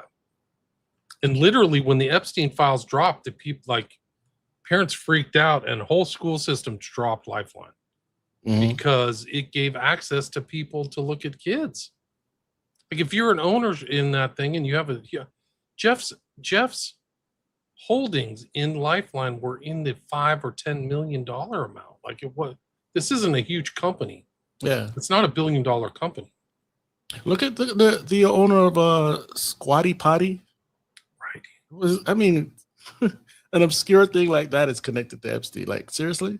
Yeah, and then the guy got busted for child porn. Yeah. Like, the dude's in jail. Wow. Damian Loeb. Huh. All right, so what's this now? Just another one. Are these youngsters? Yeah, naked kids in like it seems like on a inner tube, one of his properties. Zorro Ranch, Bill Gates, all kind of in framed pictures. Yeah. Then you have the temple. Well, we're moving to Little St. James. I think you pointed out, now it makes sense to me, because I didn't really do a lot of research in the whole Epstein thing. I was more distracted towards, breaking down my movies or whatnot. And you pointed out that this is resembles the Tesseract, the interdimensional cube, which is also found in the Marvel universe, but in science it's there as well, and obviously the occult. And I think it has some relation to Saturn worship.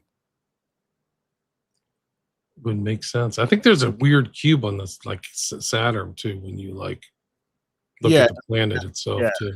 I think it's the North Pole of Saturn has a octagon shape. Obviously, looks like a cube as well.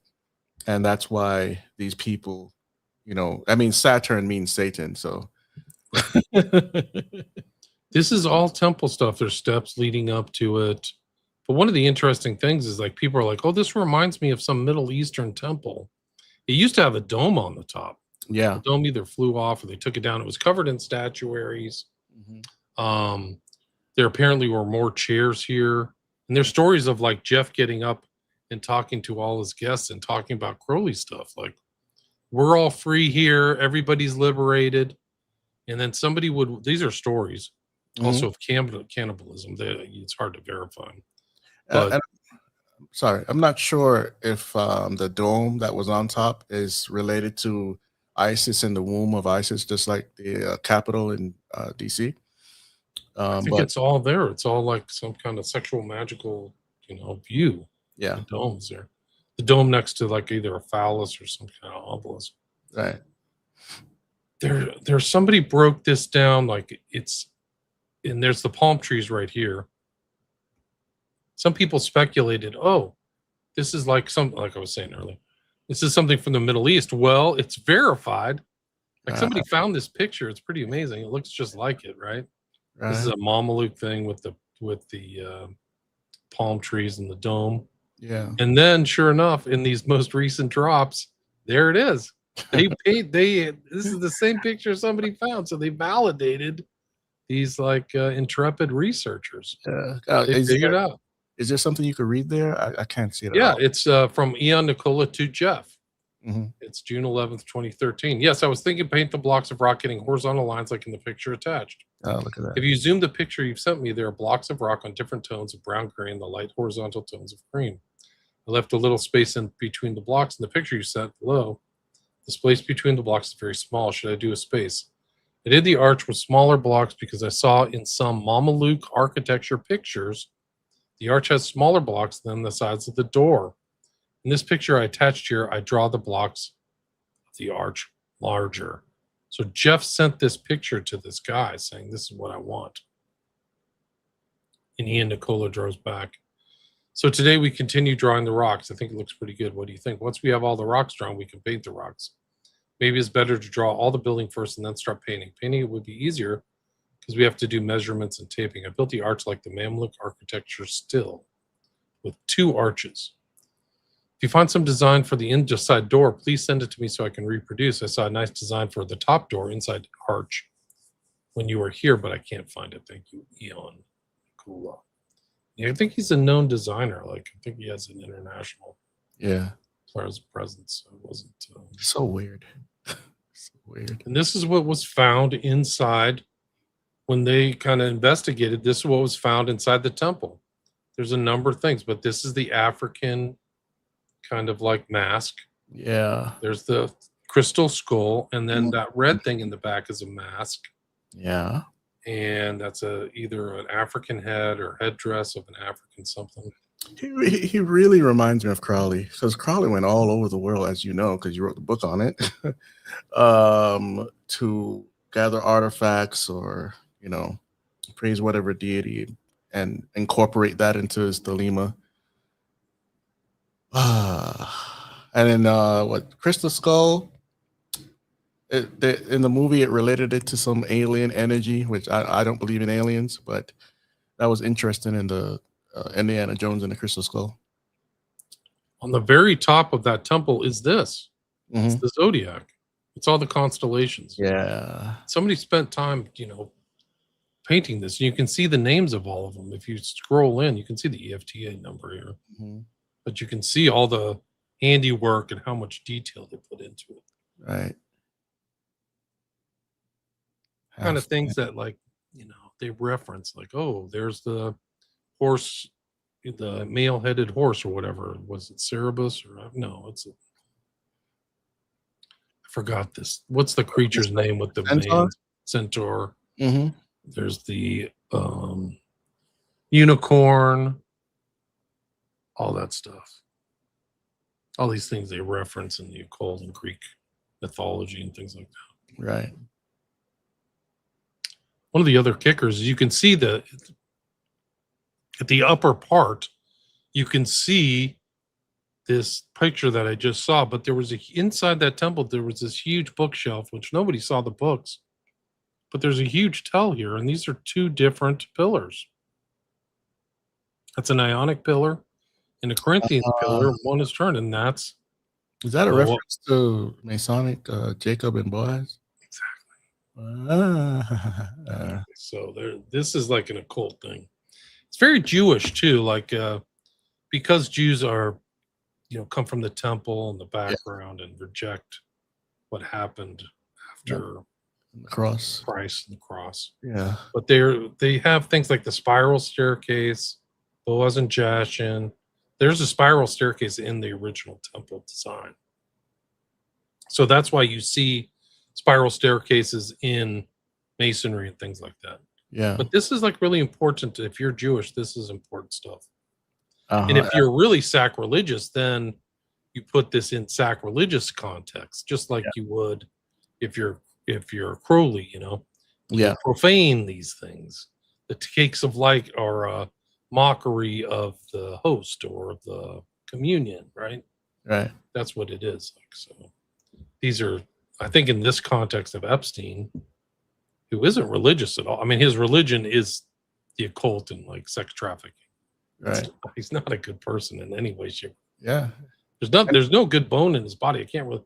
He presents himself as a philanthropist and helping people on, but he's just using people. And all the women who came through his orbit, if they survived, they didn't drop dead or mysteriously die, or were suicided, or didn't go insane. They're touched by something bad. And there's an overlap between the Masonic Freemasonry and Zoroastrianism and the Kabbalah and other things as well, because people be surprised how much we're talking about today comes from the East. When I'm talking about the Asian nations. So again, all these people flowed out of Babylon. So it makes sense, but some of it didn't necessarily cross over into the other cultures at first. And then we started adapting from the East, the yin and the yang, and everything, all the symbols, the Ouroboros, which if people don't know, that's the one you see with the snake eating its tail, or the number 8 on its side, that's the Ouroboros. Infinity, Satan's rebirth, and death. And again, I keep saying it, other sexual connotations. You can see the EFTA number right there on the bottom right. Yeah. Yeah. This has to be 12 or 14 feet high. Yeah. It's imposing. Yeah. More nudes. This is from Little St. James. This is a lot of people have speculated about this, like hand drawing, but I'd prefer not even to focus on this as this chalkboard. But this is in Little St. James. Mm-hmm. The giveaways are these little Negredo statues that are in kind of a central room, and I think one is of like a head, and there's another centaur over there, and then on the right, I don't even know what this is, but it's this kind of style. Yeah. But he had this on the wall. This is his handwriting. It's kind of been confirmed. Yeah. He likes Victorian art. Pardon me? He likes Victorian art. Yeah, he likes certain things. He's a very fastidious collector. Like, I think he probably, if you would have asked him if he was an art collector, I think he would have said yes. Like, I think that was his jam. Like, he was into art collecting. Yeah. And very, like, exacting specifications. Like, you can see it here. He has this put in the thing. He's got the silver... It's got the silver headdress. Yeah. I do have a thing with that. I don't know what happened to it. I have an explanation of what the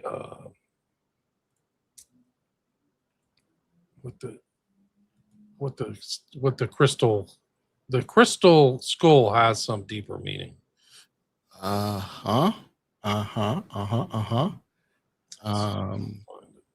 Give me 2 seconds. I'm about to drop a link in the book because I know some of you have questions. Where did he get this stuff from? This is not the only book. But it will give you some information that you are looking for. It explains a lot. Can you bring up that other slide, that independent slide, not the deep and narrow one? Okay, give me 2 seconds here. Let me get back to that. All right. We're talking about this right here. The Remove, add this one. Do you feel like reading that? Let's see here. In the occult, the New Age spirituality, crystal skulls are revered as powerful metaphysical tools. Practitioners believe they act as energy amplifiers, psychic transmitters, and repositories of ancient wisdom. Rather than symbols of death, they represent higher consciousness, spiritual rebirth, and a crystalline library of human knowledge. Core beliefs and practices: energy amplification, the 13 skulls prophecy, channeling and divination, shadow work of clarity. Oh, well, they are crystal, aren't they? You can scry through them. So origins and popularization. While occult lore claims their skulls are ancient relics from lost civilizations like Atlantis or the Maya, anthropological research such as studies by the Smithsonian National Museum and Natural History has shown that the famous skulls circulating in collections were crafted in Europe in the late 19th and early 20th century. You want Right, but they think they're from Atlantis. So kind of craft your own reality. Remember I was saying that earlier? Yeah. Yeah. 100%. Crazy. So there you go. That's Jeff. Let me try to get this link in here for everybody. Let's see. This is the book is called Masonic Occult Symbols Illustrated. And if you want to support the author, well, this is a web version, so I'm not giving you some stolen material, and for those that want to grab it, hit the link and see what's in there.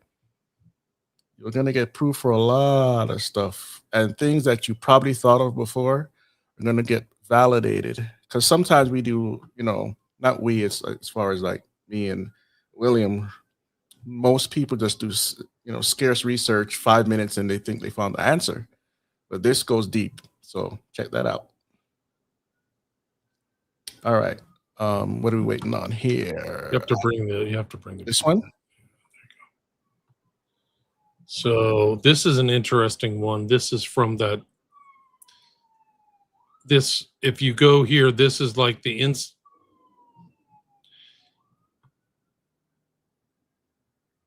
we're both clicking on it. No, I'm not touching anything. Okay, well, it's moving around. This is like that picture of the chalkboard in that room. But inside this room, you can see the chalkboard on the left is this weird kind of earth with, it's all black, but it's also some kind of demon statue right in the middle. Yeah. Of a guy with wings. Almost looks like the Mothman or something. It does. And then you see the red slippers right there, right? We just talked about the slippers earlier. Yeah. The red insole slippers, almost like they're a piece of art. And then you also have this red kind of leather thing that is evocative of Eyes Wide Shut. Yeah. So everything is red. The ritual place, the chair thing is red. The chair, the billiard room, it's all red. Yeah. I don't know what the statuaries are in the back there, but there's more statues. So you see kind of this through here. I don't know what art that is, but it's a demon. It's not like an angel. This thing in front. I do have a picture of it in front. You can see it here. Yeah. Interesting position. It's like whoever's sitting there, except for the one directly with the back turned, could just focus on it. Why would you have a picture, like an orb there that may be the earth, but it doesn't show anything? Right. I don't think that's redacted. Yeah. It's just a black orb. Yeah. And that's the chalkboard there that you were looking at earlier. Yeah, right? 100%. Yeah. So you have this whole place has these kind of like black statues, these dark iron statues on a white thing. It almost reminds you of like 2001: A Space Odyssey or something, like on a white floor. Like what the heck? but it's hard. I can't zoom it in there. There's the zoom in. Okay. This thing has a nose like it's a 16th century piece from Yeah. a Venetian mask. Yeah. And totally naked. These people love the naked statues. Yeah, I'm trying to find the provenance of this. I don't know if somebody in the chat knows where that's from. But these are weird. This is deviant art to me. Oh, yes. Probably secret. Oh, there it goes. Yep, there's another one. Girl's washing herself. This is another. They call it a toilet or whatever. Yeah. But it's pretty graphic. It's like, yeah.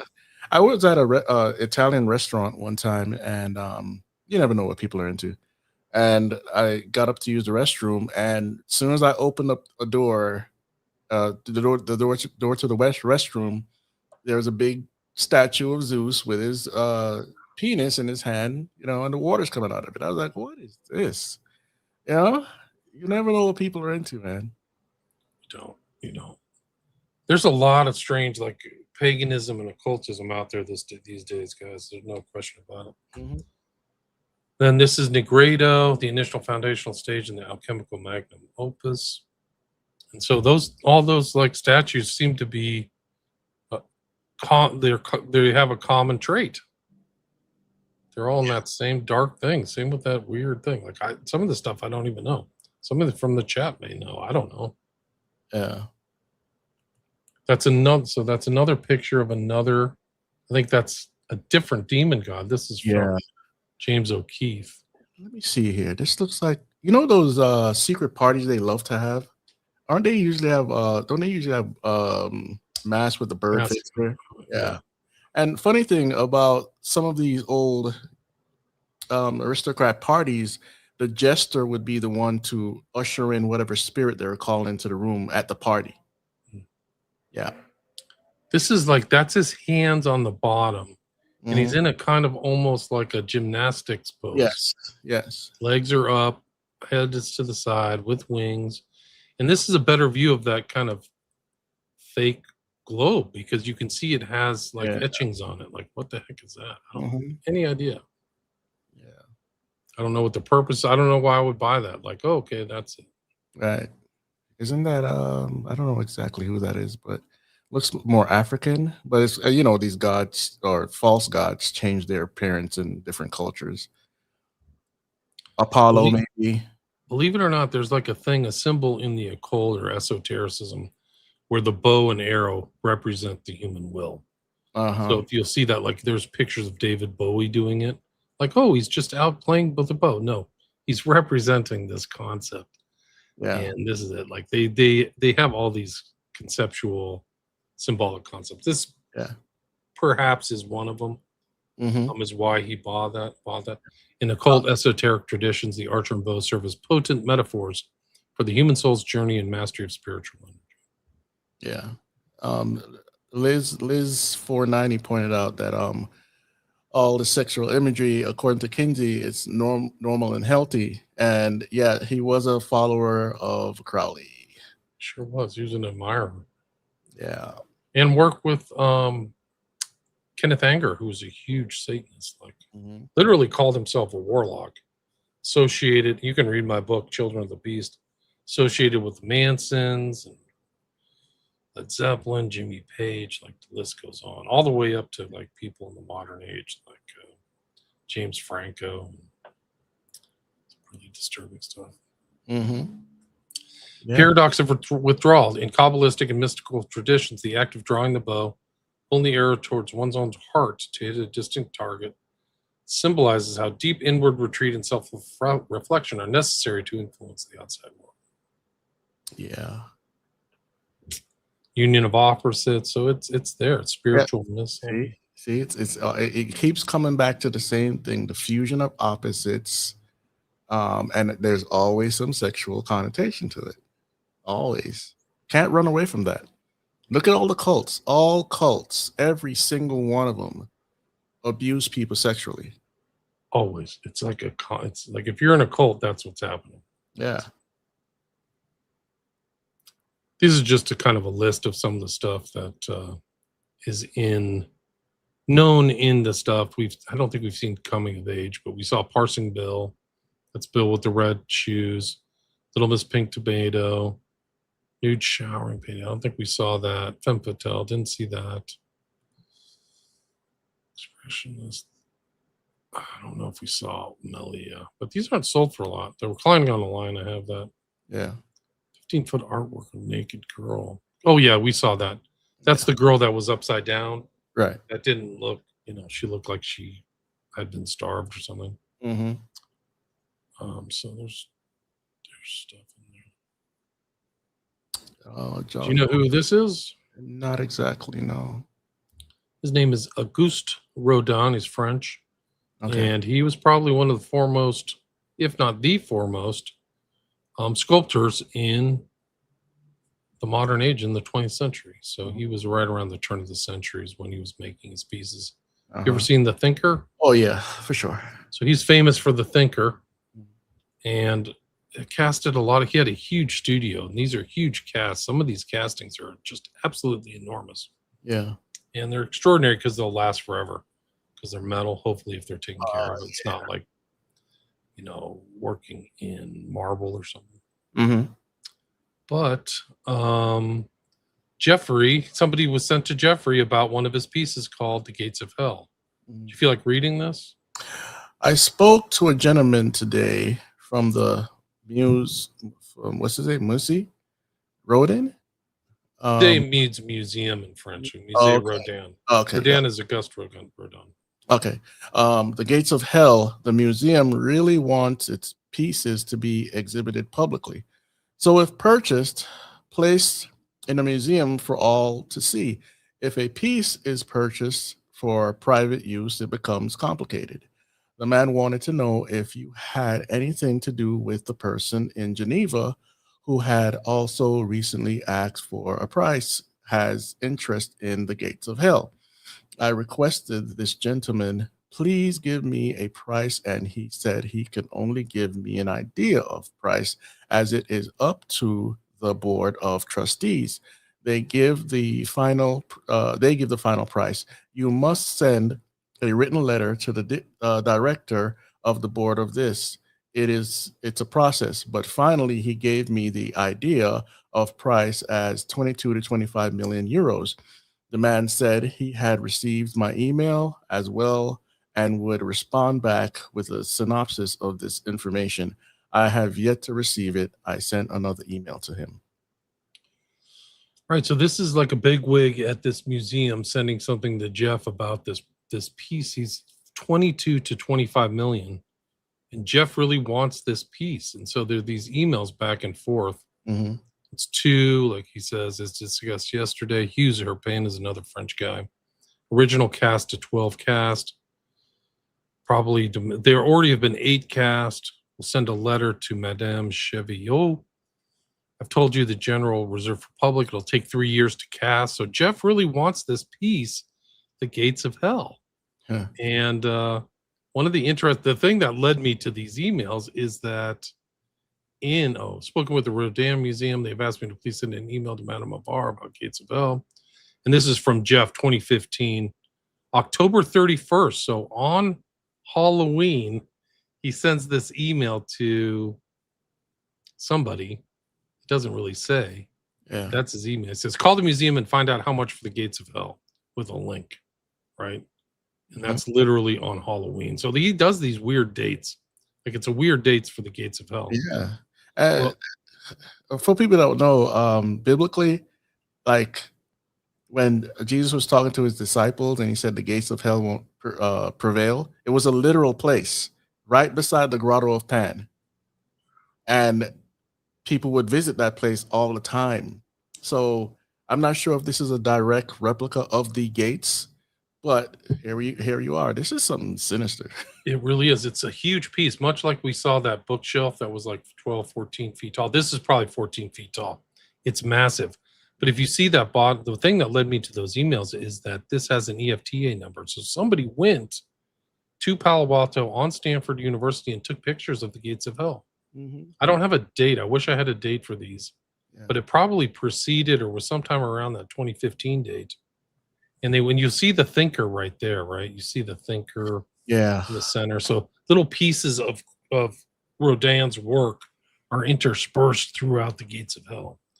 And then on the top, it's the three specters, I think, or something like that. Like there's some kind of classical illusion, but it's a really incredible piece. And I wish I should take a picture of somebody standing up next to it. Right. But he wanted to pay 22 or 23 million to have this whole thing cast. I don't know where he put it, but this is like picture after picture. So 04, 07, 08. So somebody's moving around, getting perspective, taking pictures of it. There's like 6 or 7 pictures of it. I couldn't see it clearly, but it reminds me, I know it's not exact, but it reminds me of that portrait in that Al Pacino, Keanu Reeves movie about the devil. I can't remember the title of the movie. I know the chat will probably give us the title, but yeah.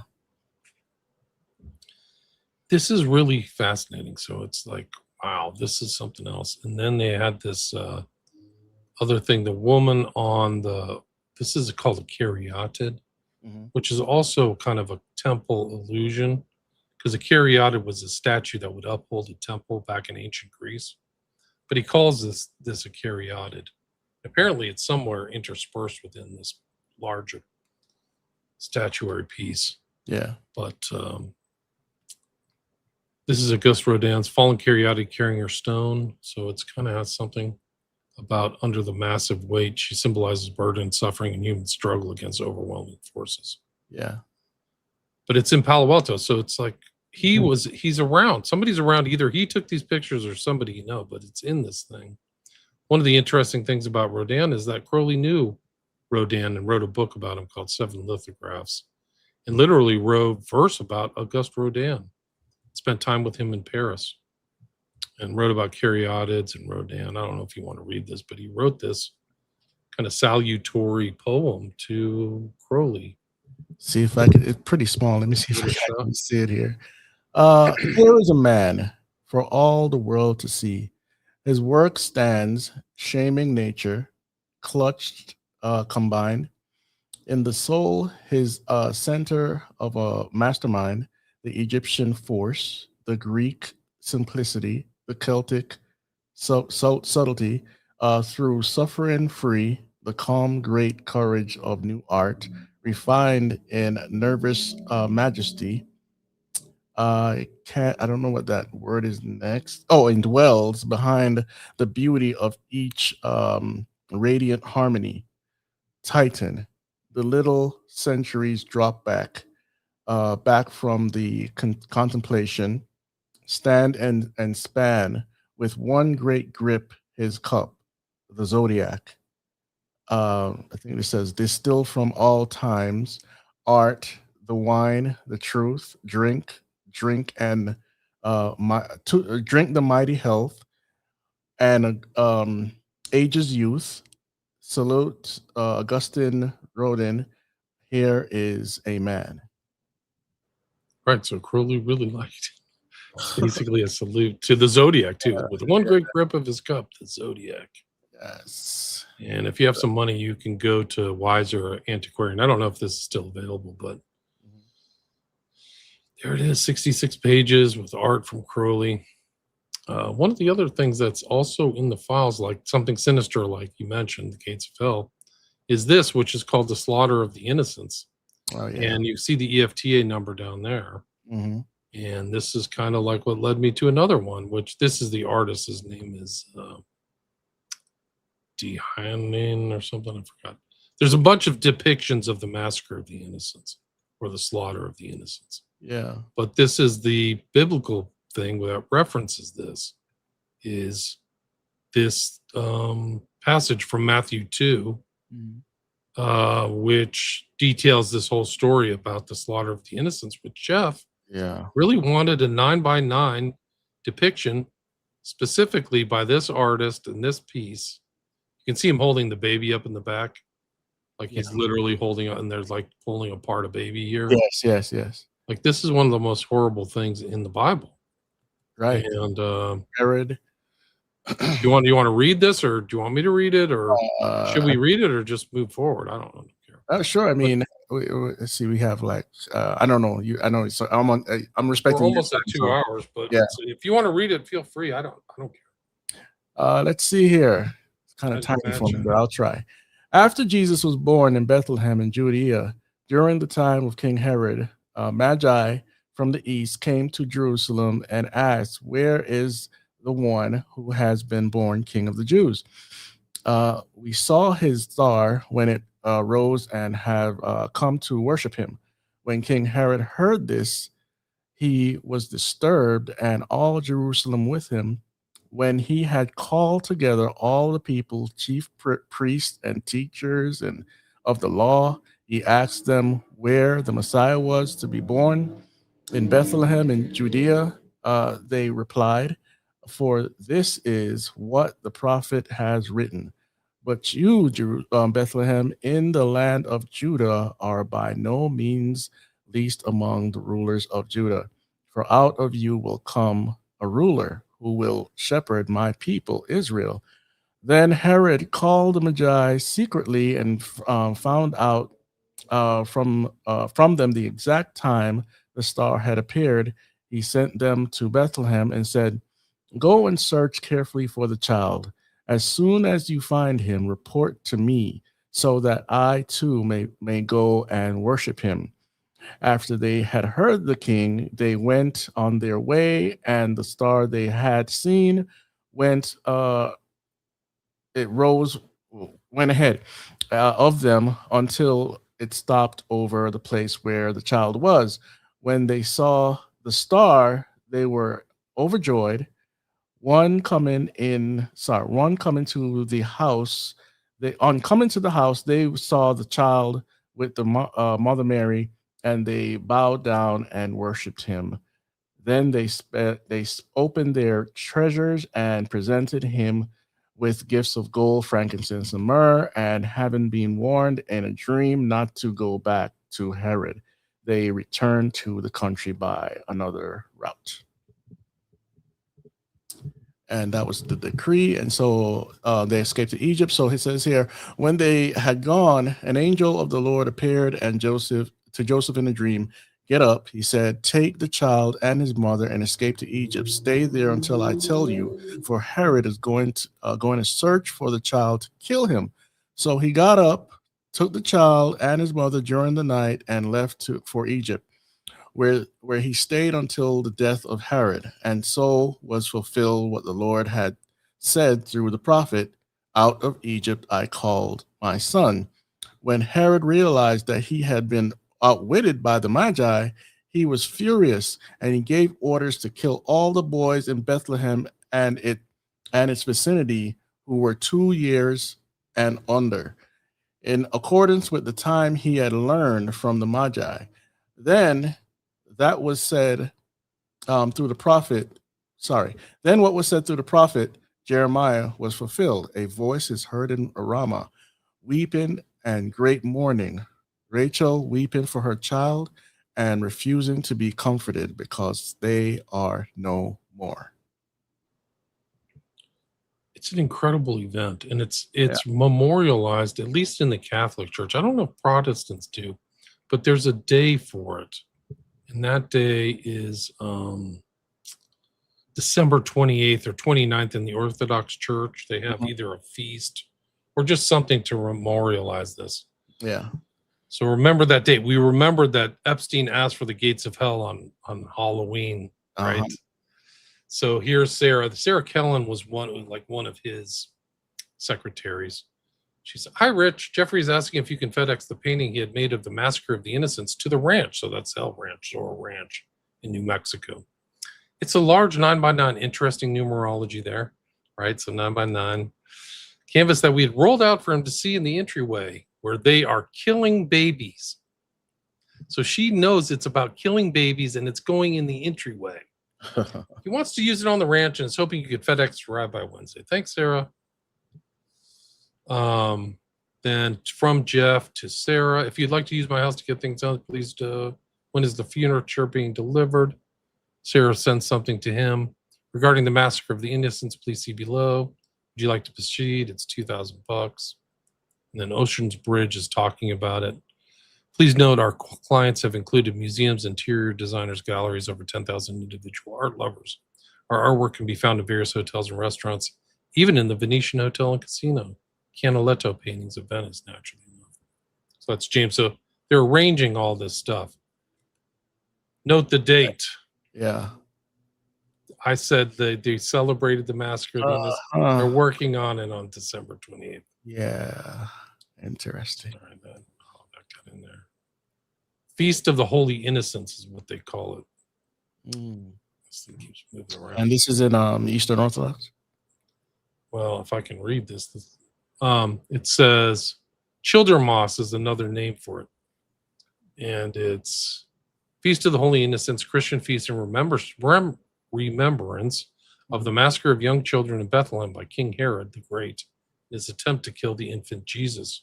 The feast is observed by Western churches on December 28th and in the Eastern churches December 29th. The slain children were regarded by the early church as the first martyrs. Wow, I didn't know that. But it is uncertain when the day was first kept as a saint's day. It may have been commemorated with Epiphany. That's a very important day. That's the Holy Spirit. But the 5th century, it was kept as a separate festival. In Rome, it was a day of fasting and mourning. In the second chapter of the Gospel according to Matthew, we just read that. So yeah. So December 28th, and there's that. We just go back. What date is this? 28th. The 28th. Yeah. There it is. So this is very occult stuff, guys. When they do stuff on certain dates like that, these are huge tells. Yeah. I don't know what's They're heavily into numerology. They are heavily into dates and numerology because that's where you get the energy together. And then, yes, Epstein bought or commissioned the reproduction of the Massacre of Innocents on December 20th, 2010, which is exactly Children's Feast of the Holy Innocents. And the artist is Cornelis Van Harlem. That's confusing because there's a bunch of Renaissance and classical type paintings of the Slaughter of the Innocents.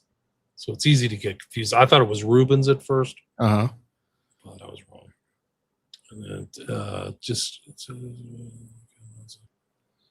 and they love slaughtering unborn babies. Yeah, they do. And there's babies missing from these files. There's like infants missing. Victims are like, where's my child?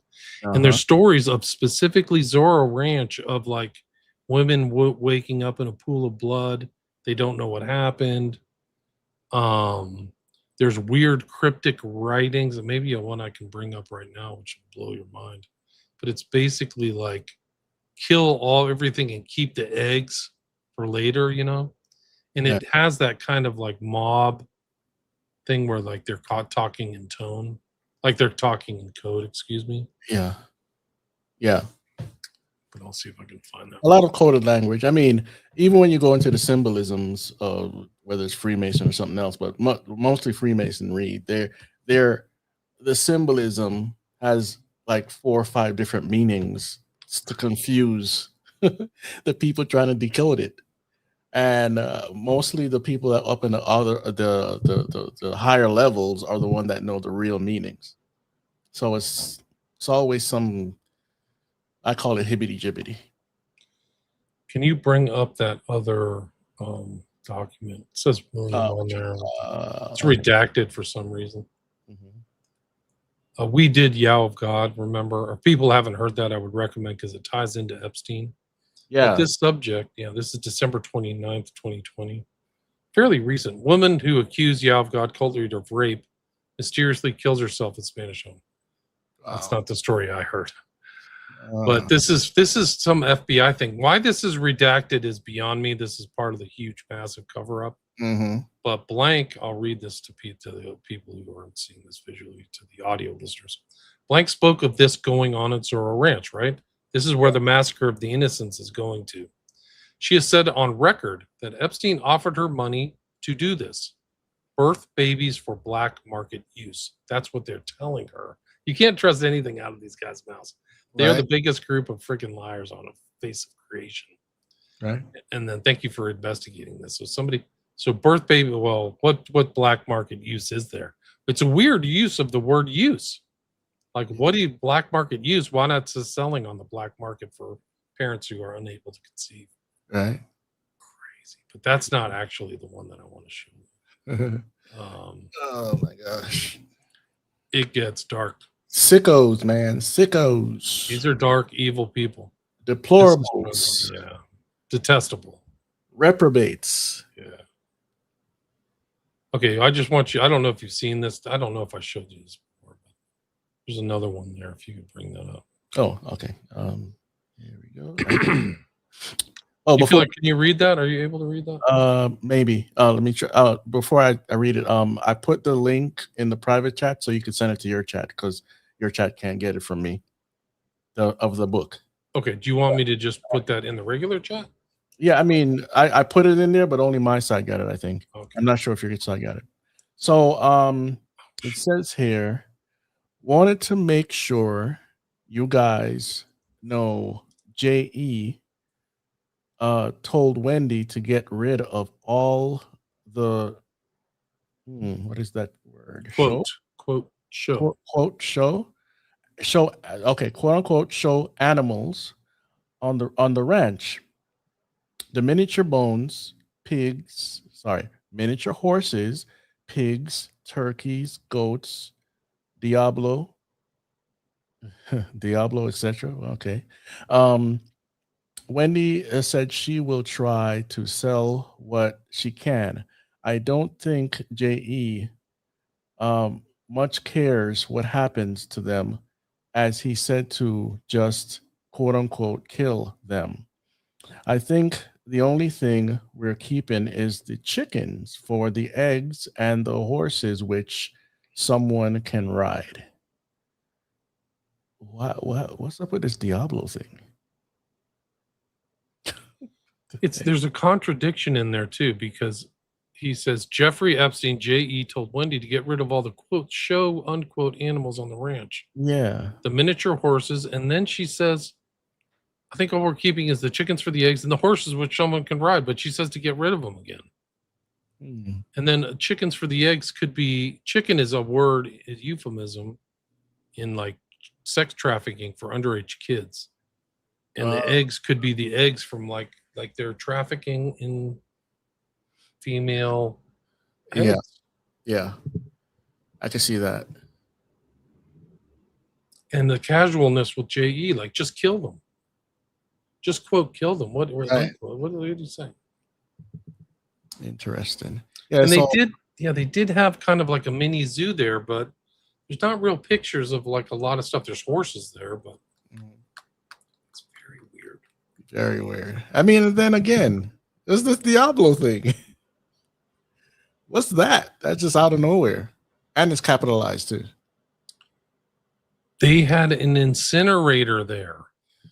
They literally had, some guy made a report that the Zorro Ranch may have had an incinerator. There's like something that came into the FBI. The guy's like, hey, I've lived around here for 20 years. Something weird's going on there. Can you bring this up? Okay. Next stage. This is the crisis intake. Look at the date, 7/19/2019. When was Jeff arrested? 7/6/2019. So Jeff gets arrested. They put out this thing like, hey, call in. This guy decides to call in. His name isn't there, but he calls in. He says, provided the following information. Blank lives in the neighborhood of the property owned by Jeffrey Epstein. The property, which is on Zorro Ranch Road, Stanley, New Mexico, has recently had a large barn constructed. This is recent, so this is somewhere around 2019, 2018. The barn is suspicious as there is a garage door that appears to be a sally port. A sally port is kind of a sophisticated gate. And you have to like open it while something else is opened. Yeah. Like, you can show a picture of a sally port. And there is a chimney. Blank is concerned the property could potentially have an incinerator concealed within the barn. An old 1970s mobile home was recently put right behind the barn, which Blank believes does not follow Santa Fe County regulations. There have been a lot of high-profile people seen frequenting the property. Blank has heard rumors that the property was used for recruited girls to visit with Epstein, but he has no factual evidence to support this claim. Blank heard rumors that girls from Albuquerque and the Moriarty area were recruited for Epstein. That would be in line with just recruiting wherever they could, right? Yeah. Blank patrolled this. This is the guy calling in. Blank, don't know his name. Why are they even redacting this? Blank patrolled this area for 15 years before he retired.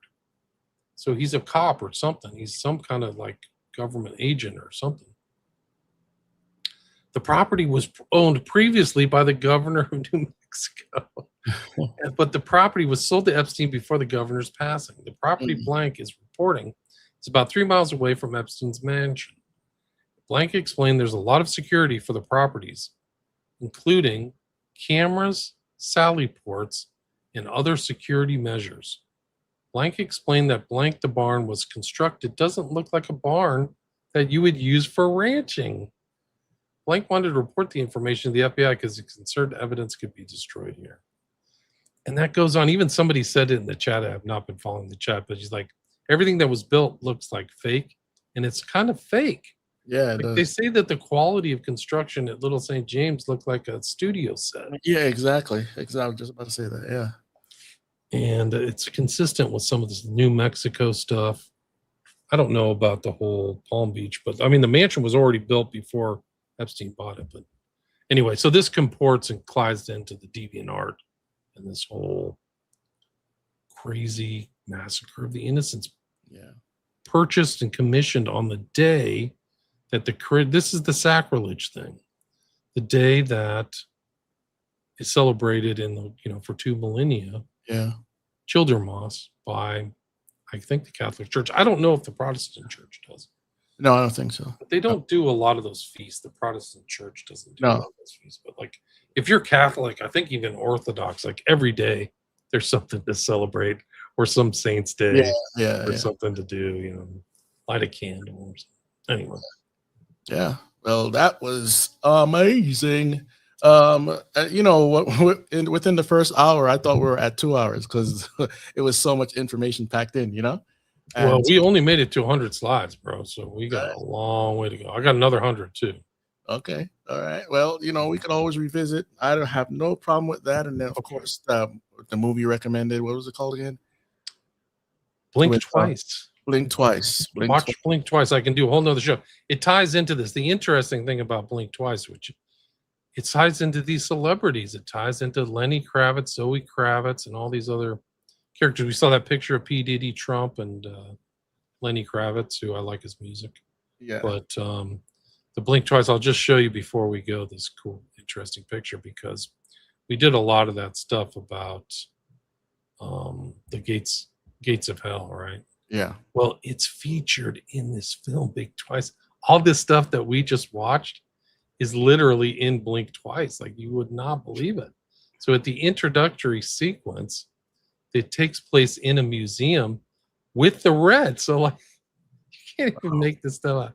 It's like from the red of Eyes Wide Shut. Like, everything's red.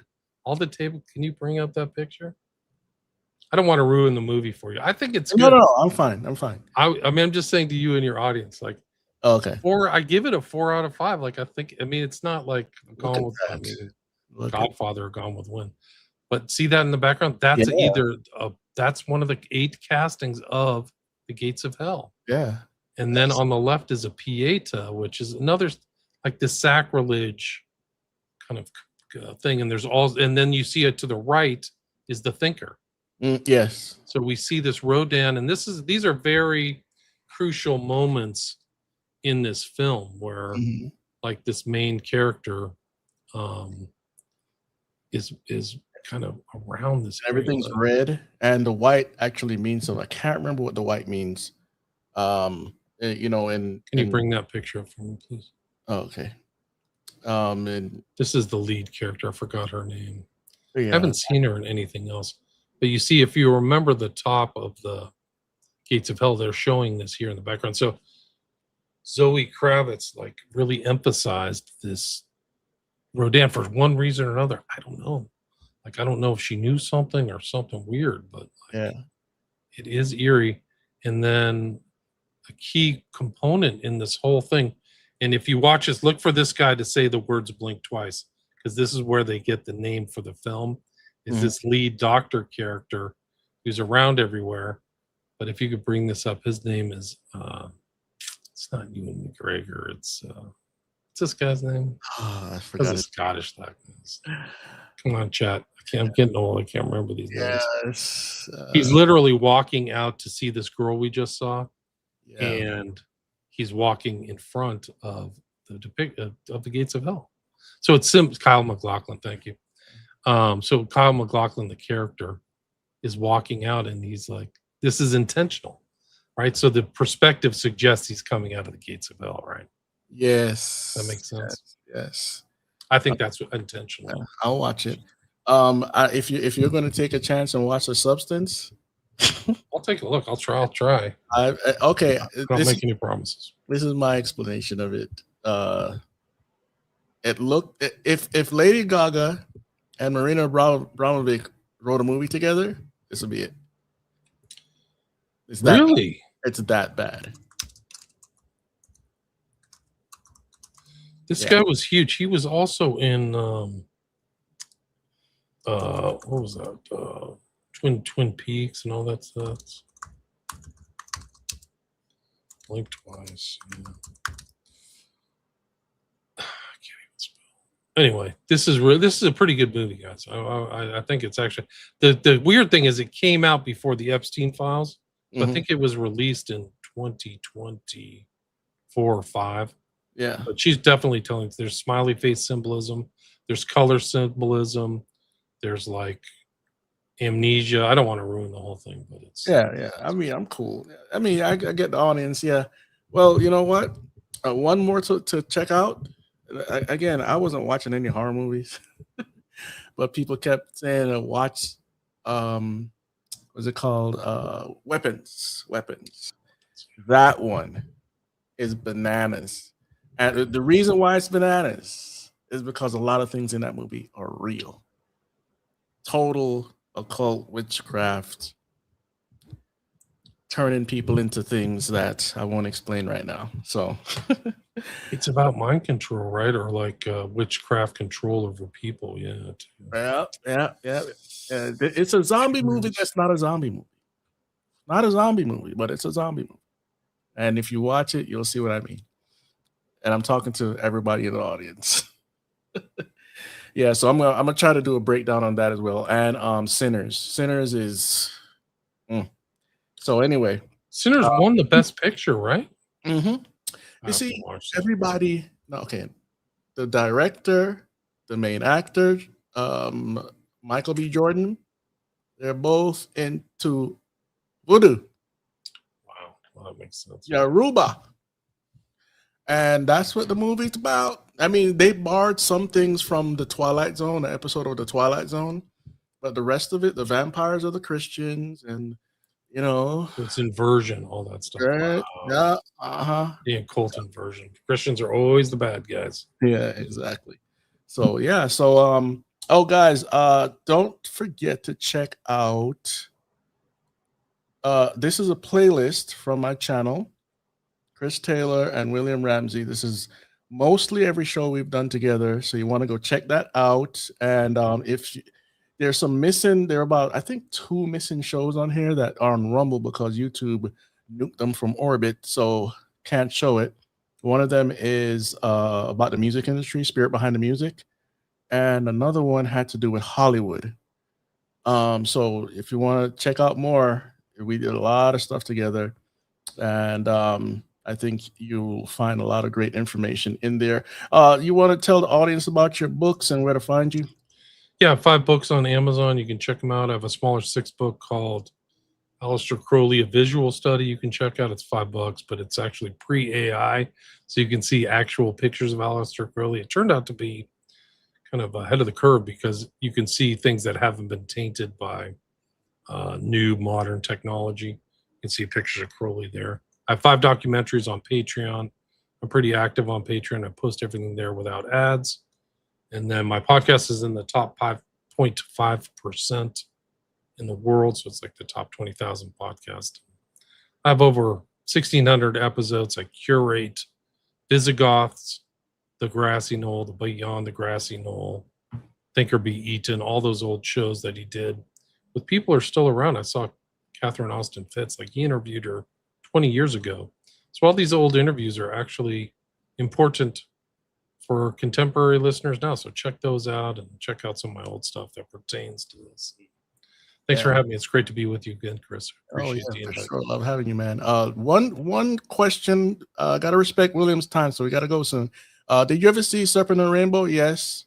The Believers, I'm not sure, but in my series called Zombie Apocalypse, I talk about Serpent and the Rainbow. I did it a few years back, so you want to check that out. And we also covered Serpent and the Rainbow in a show we did together about occultism in entertainment.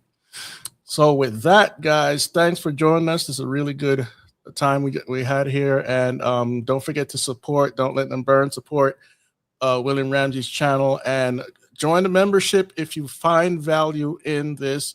We need your financial help and for you to share and like the videos. All right, now, so with that, don't forget Christians to spread the gospel and don't let them burn. And if you haven't come to Christ yet, what are you waiting on? Jesus died for your sins and he resurrected on the third day. That's the small version of the gospel I can give you today. So, and he is God, God in the flesh. 100% man, 100% God. Believe on him today and you shall be saved. See you guys later for the next one. If you like our videos, don't forget to hit the subscribe button and the notification bell to get all our frequent updates.